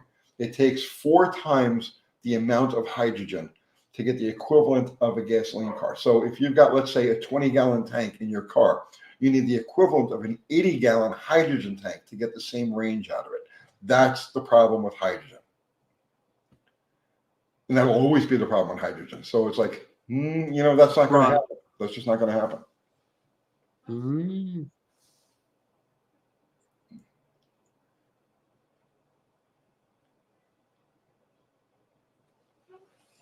Hannah's always saying that's why they pump it to 200 bar. Which is dangerous. Dangerous, yeah. 200 bar. Well, it's 15, about round figures, 15 pound to a bar. So 15 times whatever it was, 200. That's quite a bit, yeah. Pat is saying hydrogen was kind of an issue with the Hindenburg. It actually wasn't. It wasn't. It was the skin of the Hindenburg. It was like a I'm going to say burlap, but it was like an equivalent kind of material to burlap, and it was painted with a highly flammable paint, like a sealer sort of deal. And that's what the thing with the Hindenburg was. It wasn't the hydrogen. It was the skin. And if you watch the videos of it, you can see that's the big thing. It's like, it doesn't explode. It burns like crazy, and it's the skin burning like crazy. I didn't know that. Well, that's why you get paid the big bucks, Kiwi. There you go.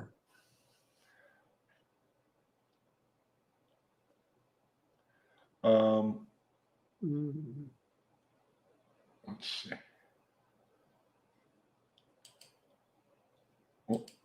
Rob Morris, Uncle Tony and Kiwi.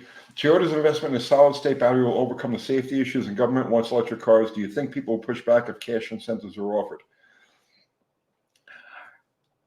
I'm going to do a thing on the. There's a problem with the electric car, and it's not a problem with the electric car itself, right? It's a problem with the concept of the electric car. And it has nothing to do with electricity, and it has nothing to do with batteries, and it has nothing to do with the performance of the car. It has to do with a societal thing that we have in this country. It's a really intense thing, and when I talk about it, you'll light off in your head, and you'll say, "Oh my God, I never realized that." That's what it is. That's why there's this pushback against electric cars. But I don't want to go too deep into it now. I will be doing that video very, very soon. So hang tight. No, Toyota is going to be pissing money in the wind when it comes to that sort of thing here in this country, regardless of what kind of battery they come up with.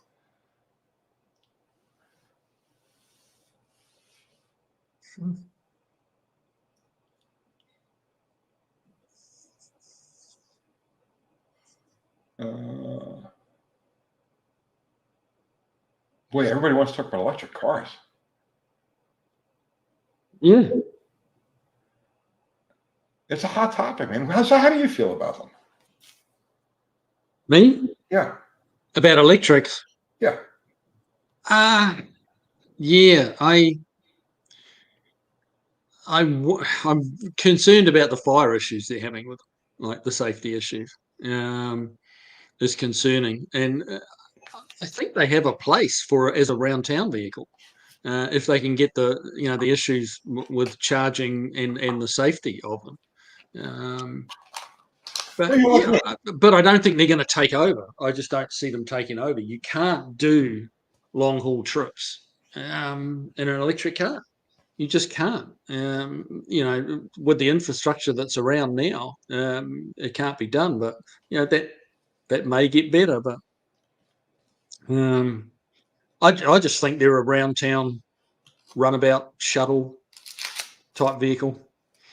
Yeah, I agree completely. I have nothing against them at all, other than there are the safety issues, but they have a place. And if they built them, if they took a step backwards and used highly refined lead acid battery technology, like has been around forever and is extremely safe, extremely reliable, extremely replaceable, extremely affordable.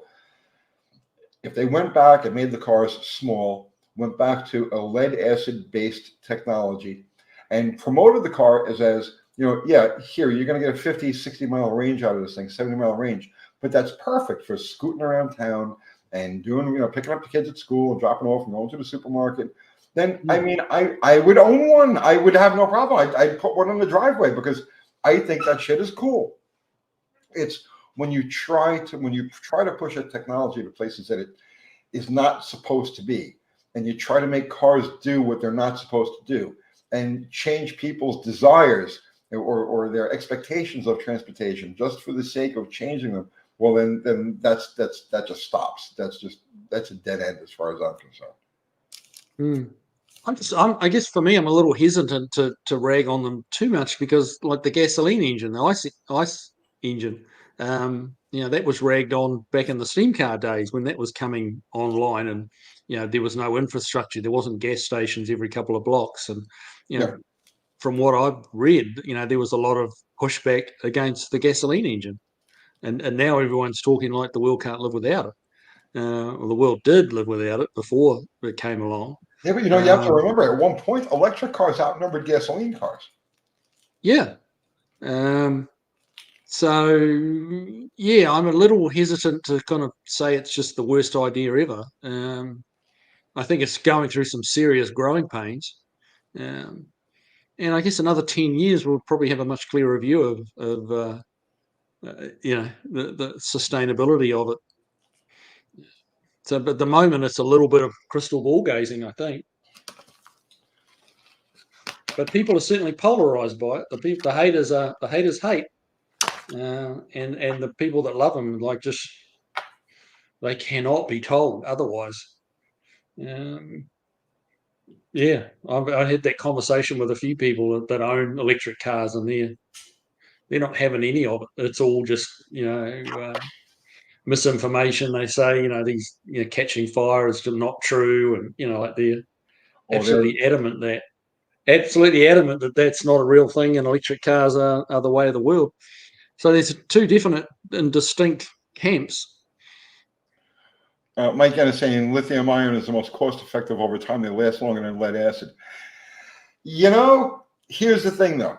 Let's just say that you bought an electric car, and every year you had to replace, let's just say there were 10 lead acid batteries in there. And every year you had to replace those 10 lead acid batteries at a cost of about $100 a piece. It's going to cost you $1,000 a year to service and maintain this car. That's not a deal breaker. That's not a deal breaker. That's your 1,000 mile, your 1 year service. You bring it in, it's going to cost you $1,000. You get 10 new lead acid batteries. And in the meantime, the old ones are conveniently and cleanly recycled, and they go back into service again. So no, it's not more cost effective over time.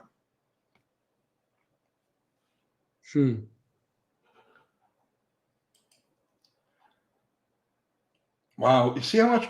Okay. Look at, everybody has an opinion. Everybody wants to talk about the electric car thing. I get a lot of heat. I do these videos, on electric cars and the technology and the problems that are going on here. And they get great views. They get 150, 200,000 views and more. Okay. And people come down to me like, oh, we want to talk about classic cars. We want to talk about engines. We don't want to talk about this shit, right? But I do videos on classic cars and engines and everything else, and they get 30 or 40,000 views. And here we are having a tech talk, right? You know, we're supposed to be talking about internal combustion engines and technical stuff and everything else. And literally everybody in the comments here wants to talk about electric cars. So it's like, it puts me in a position. It's like, you know, what do you do? Because I could do an electric car video literally every day. I don't, you know what I mean? Because I don't want that channel to go that way. But it is interesting how literally everybody in the comments right now is you know, on this electric car thing. It's on people's minds. Actually, Mexican Spec popped up a good question. Is what do you think will happen to the taxes on gasoline in California? The more electric cars come into use, they'll have to get some money from the same money from fewer gallons sold. That's a good. That is going to become a factor at some point, even if it's not publicized. You know, there's going to be some bean counters, especially in California, that's broke. You know, they need every dollar they can get, and if they're given the number of people there, that, you know, you could be talking like a large amount of money that they're down on tax revenues. So they're going to start taxing electric cars. That's going to be counterproductive. There's a lot of fuckery going on as far as all of that stuff goes, you know. But the two things that are prominent in my mind is the cost of the average internal combustion engine car has skyrocketed, not because of the cars, but because of the money, the billions that they're losing on the electric cars. So they got to recoup that someplace else. So they're increasing the average cost of internal combustion engine cars, and to try to make them find parity. You know what I mean? So it's like there isn't that big chunk between gas and electric. That's wrong. Right. I mean, that's absolutely wrong. And then you've got like preposterous, evil legislation out there. Like things like they want to slow gas pumps down so that it takes longer to pump gas. So there's and then I'm not making this up. I think it was in California. They want to limit the speed of gas pumps so that there isn't that big of a gap between fueling up a gas. Seriously? Yes. You're going to slow down the gas pump so it takes longer to fill up. These are things that they talk about. These are laws, regulations that they're trying to pass in certain areas because they're so bent on doing this electric car thing. And then you've got like the media and government officials coming right out, just lying right to your face, like that New Zealand guy, like the New Zealand fire investigator. Yeah. There's a video, and I just went through this in the comments. There's a fucking video that shows the car on fire, the garage on fire. Nothing else is on fire. But the New Zealand fire investigator says, no. It started on the back half of the property, and the car had nothing to do with the fire at all. But there's a video. There's a freaking video showing the moment this thing caught fire. You see, what do you do? This is what we're up against. Collectively, this is what we're up against. That's that Mandela effect where they're trying to change history in front of our eyes. Yep. There's something to that. No, there's a lot to it, bro. There's a lot to it. And then, of course, you've got this. If computer chips, well, Richard Stanberry, if computer chips become unavailable, both EVs and new ICE cars can't be produced. Politics will go astray as it always does. The future is in mechanical points, distributors, and carbs. And I agree completely.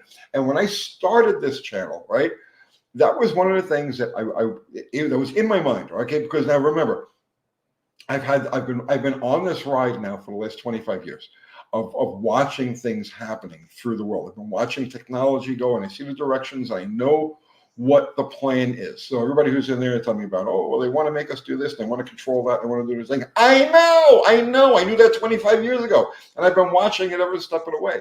And that's why when I started this channel, I said to myself, at some point, you know, hot rods are great, muscle cars are great, all of this shit is fun, this is great, but at some point, I'm going to have to start pivoting this channel because technology is going to run amok, And people who are hands-on, mechanically inclined, are going to be looking for answers that are simple. And the simple answer is one wire runs an entire engine. You know what I'm saying? Like with a points distributor.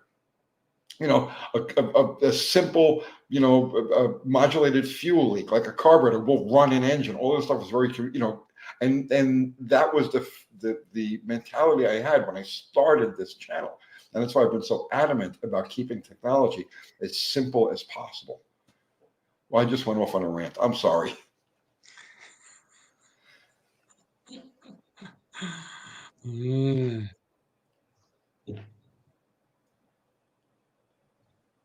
Mexican speak. My dad said, never trust your government or a woman.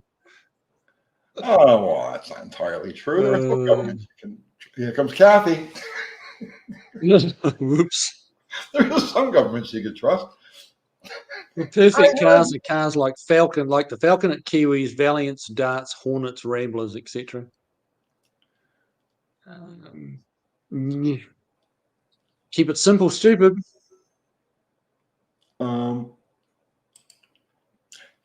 Hence also, I can't imagine a mad, if the whole Mad Max scenario was to ever actually happen. They'll be driving, cars with points and condensers, not computers. Yeah. Hence, a gas car with carbs and points and mechanical injection diesel will go after World War III. Yeah, well, I mean, the diesel thing, the diesel thing never really worked in a car situation. It takes a lot of technology to make a diesel perform adequately alongside of a gasoline car at the size of a diesel engine. When you scale a diesel engine up, like the truck size, it's a different animal. But when you're packaging in the name of like the same size as a car, you end up exactly with what happened with General Motors with diesel cars in the 1980s. That was going to be the thing. General Motors, and the same way General Motors, all these companies saying, yeah, we're going to be 100% electric by whatever. Well, General Motors was saying we're going to be 100% diesel by whatever. And this was back in the 80s. And it went nowhere. People bought these diesel cars, and I made a fortune in the 80s swapping the diesel engines out and putting gasoline engines in because the people just could not live with these freaking cars. So the problem with making a diesel perform in a small package like you'd have on a car is that they don't work. They're not as flexible. They don't work as well as a gasoline engine does. Different story when you talk about a truck and you scale everything up. Europeans did diesel, yes, but look at, again, to make them perform, they got to be turbocharged. They have to have all kinds of things to make them actually function on par with.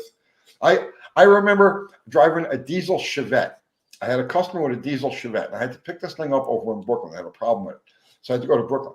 And I remember trying to merge onto the Belt Parkway, which was like a 50-mile-an-hour road, in this diesel Chevette. And I will never forget just standing on the throttle and having people wing up at me, just whip around with the horns blaring and shit. Yeah, it just doesn't work at that size.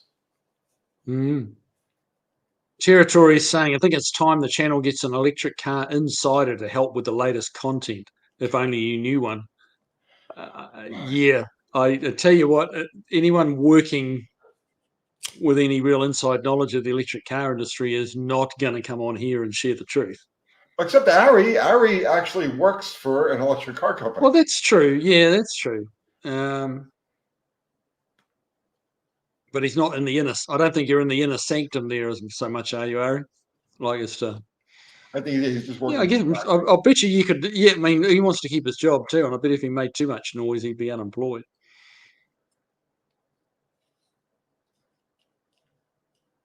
Urkost, I love my new Rivian and Cybertruck. Hopefully, he's taking the piss. Well, look how everybody. Yamish might be onto something. Yep. Okay, so it looks like we're going to be making an electric video tomorrow because just if you take the pulse of the crowd that we have here, they're all very well. Yeah. Hey Tony, are you preparing for the 24 liquidity crisis? How do you think it's going to play out? I prepared for the 2024 liquidity crisis in 2001. So yeah, don't worry about it. I'm good. Bring it on. Bring me the liquidity crisis.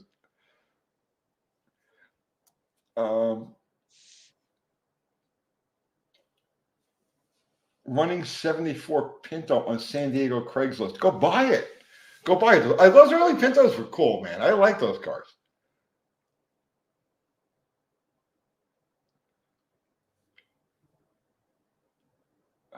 Max and a Chevette, that would be fun.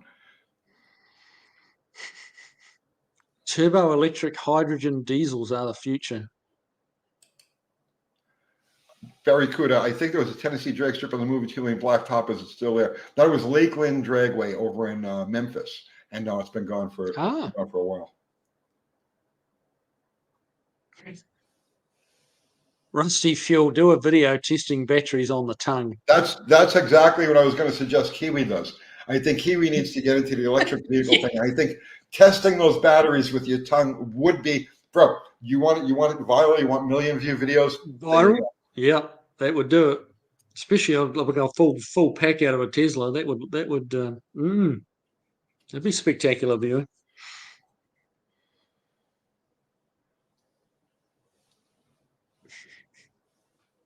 Elon Musk is watching and laughing. He might be right there, bud.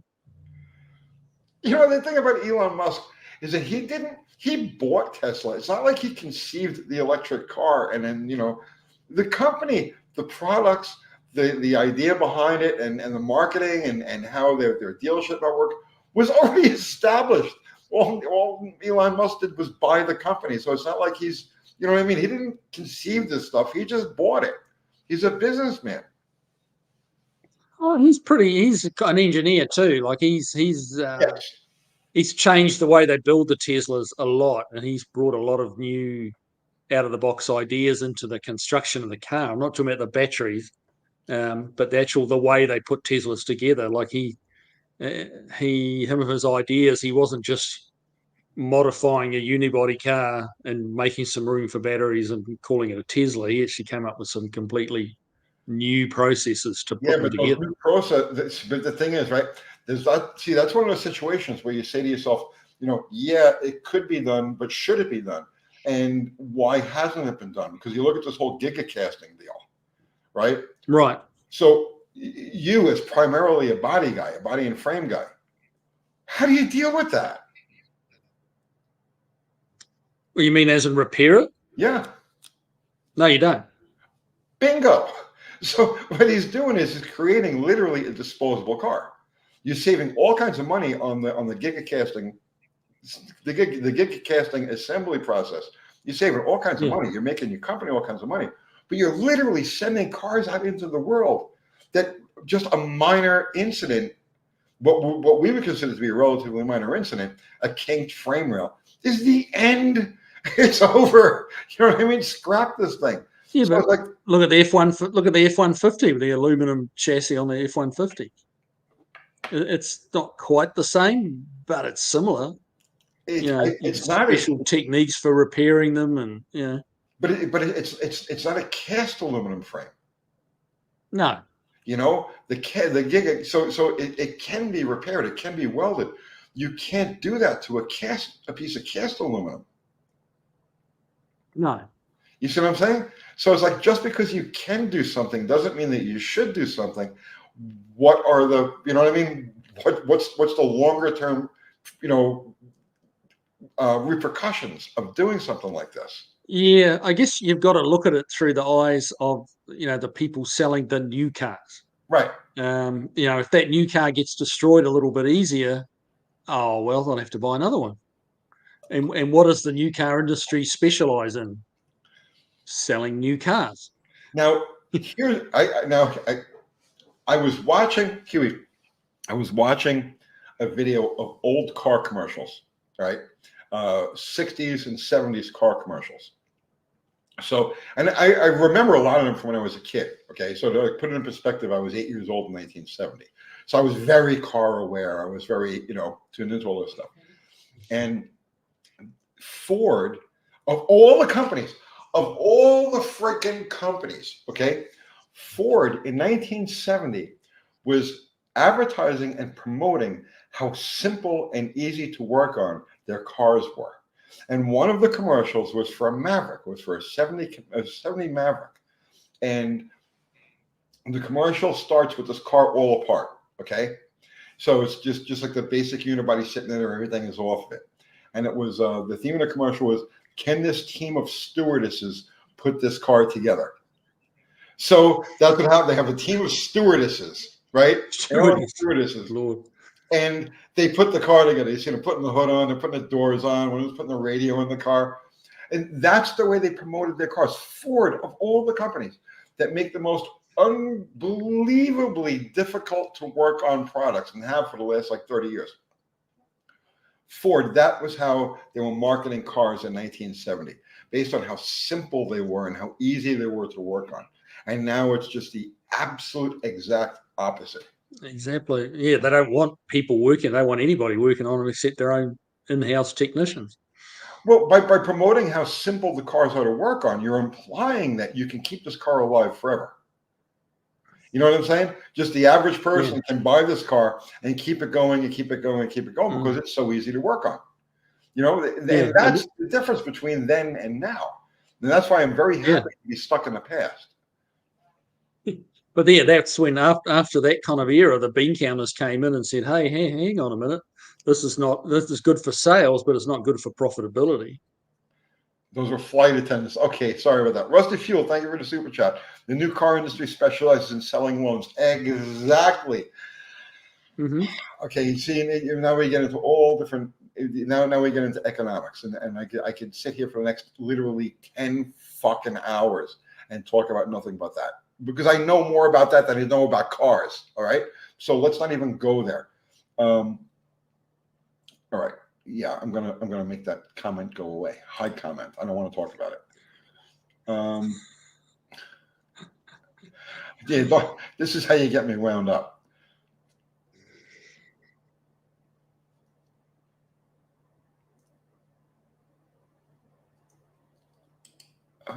Peter Kovacs, don't need high content luxury vehicles. I want manual everything, reliable, affordable transportation. You're speaking for a lot of people, bro. Because over the last 20 or 30 years, people have always wanted more content, higher levels of this, more sophisticated that, more gadgets.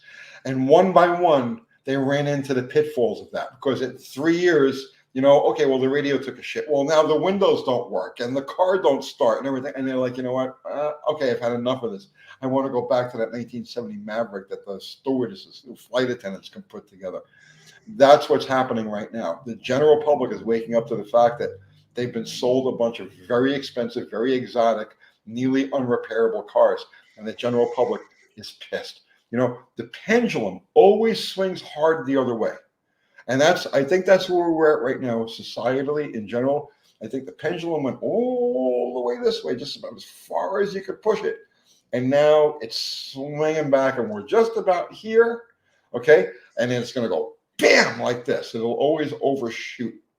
So I think we're getting to that point now where the general public is starting to say, you know what, fuck this. Give me roll down windows. It's coming. It's coming. My daughter wouldn't know what to do if she had wind-up windows. It'd be like, how do I get the window down, Dad? Yeah, because Dad takes care of this stuff. You know well, I mean? Yeah, that's true. That's mechanic, true. And he's like, oh, you got to change. It's going to be $1,800 today. And she's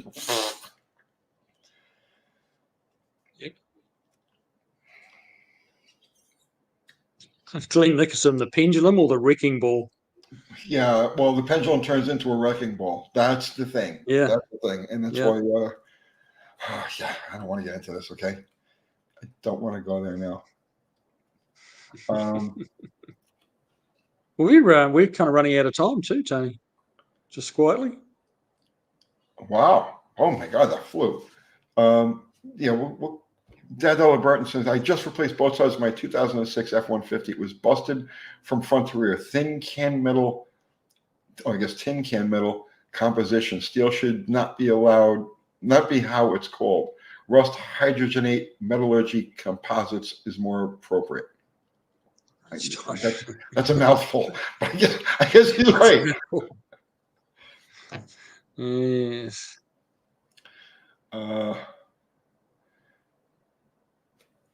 So, all right, I'm gonna leave this whole thing with Peter Kovacs' comment.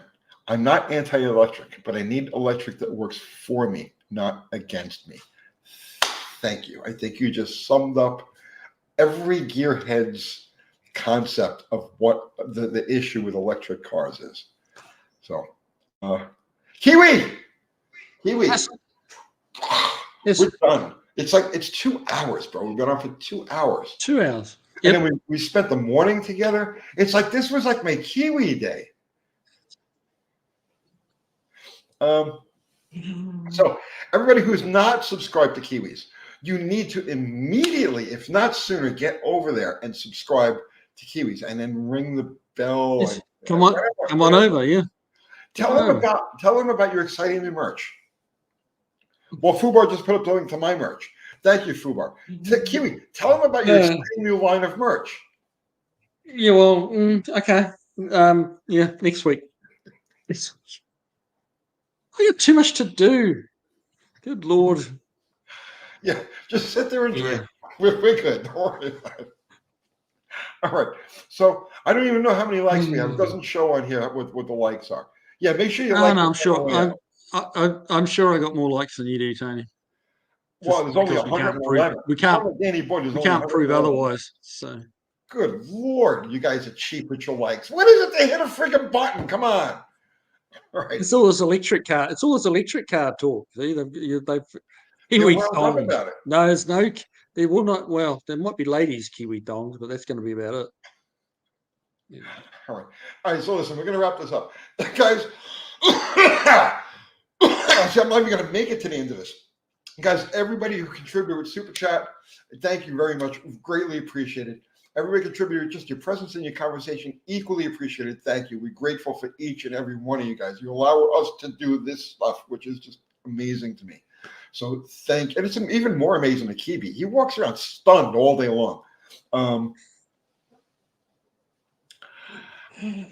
Armand, Ari, Fubar Zero, Mexican Spec. Thank you guys, as always, keeping things clean and in order here. Thank you. And Kiwi, what do you want to promote? What great, amazing video are you putting out first thing tomorrow morning that these people need to see? First thing tomorrow morning, we got a wrap up on the putting the rear quarters and tubs in the Casper Mustang. Nice. That's coming up, and then we've got that. I'm going to do a quick video on that FE powered Mustang. And putting some Can-Dig-It door handles in the Cougar. So we're going to do a little how-to on doing Can-Dig-It door handles, which is fairly simple, really. You just got to be able to drive a tape measure, But we'll go through that, and so there's a little bit of stuff coming up, and then really it'll be the build-up to the big build-up to the Kiwi Ball run across America. I'm looking forward. This is going to be great. All right, that's it. We're going to pull the plug now, guys. It's very comforting knowing that Tony's going to be there with my number on speed dial, ready to ring me up and go, "You failed." Oh, bro, I'm going to text every like 15 minutes. Still going? Still going? Is it still going? Are you here yet? All right, guys. That's it. I'm going to shut this thing down. Thank you very much, Kiwi. I'll catch you tomorrow. I'll talk to you very soon.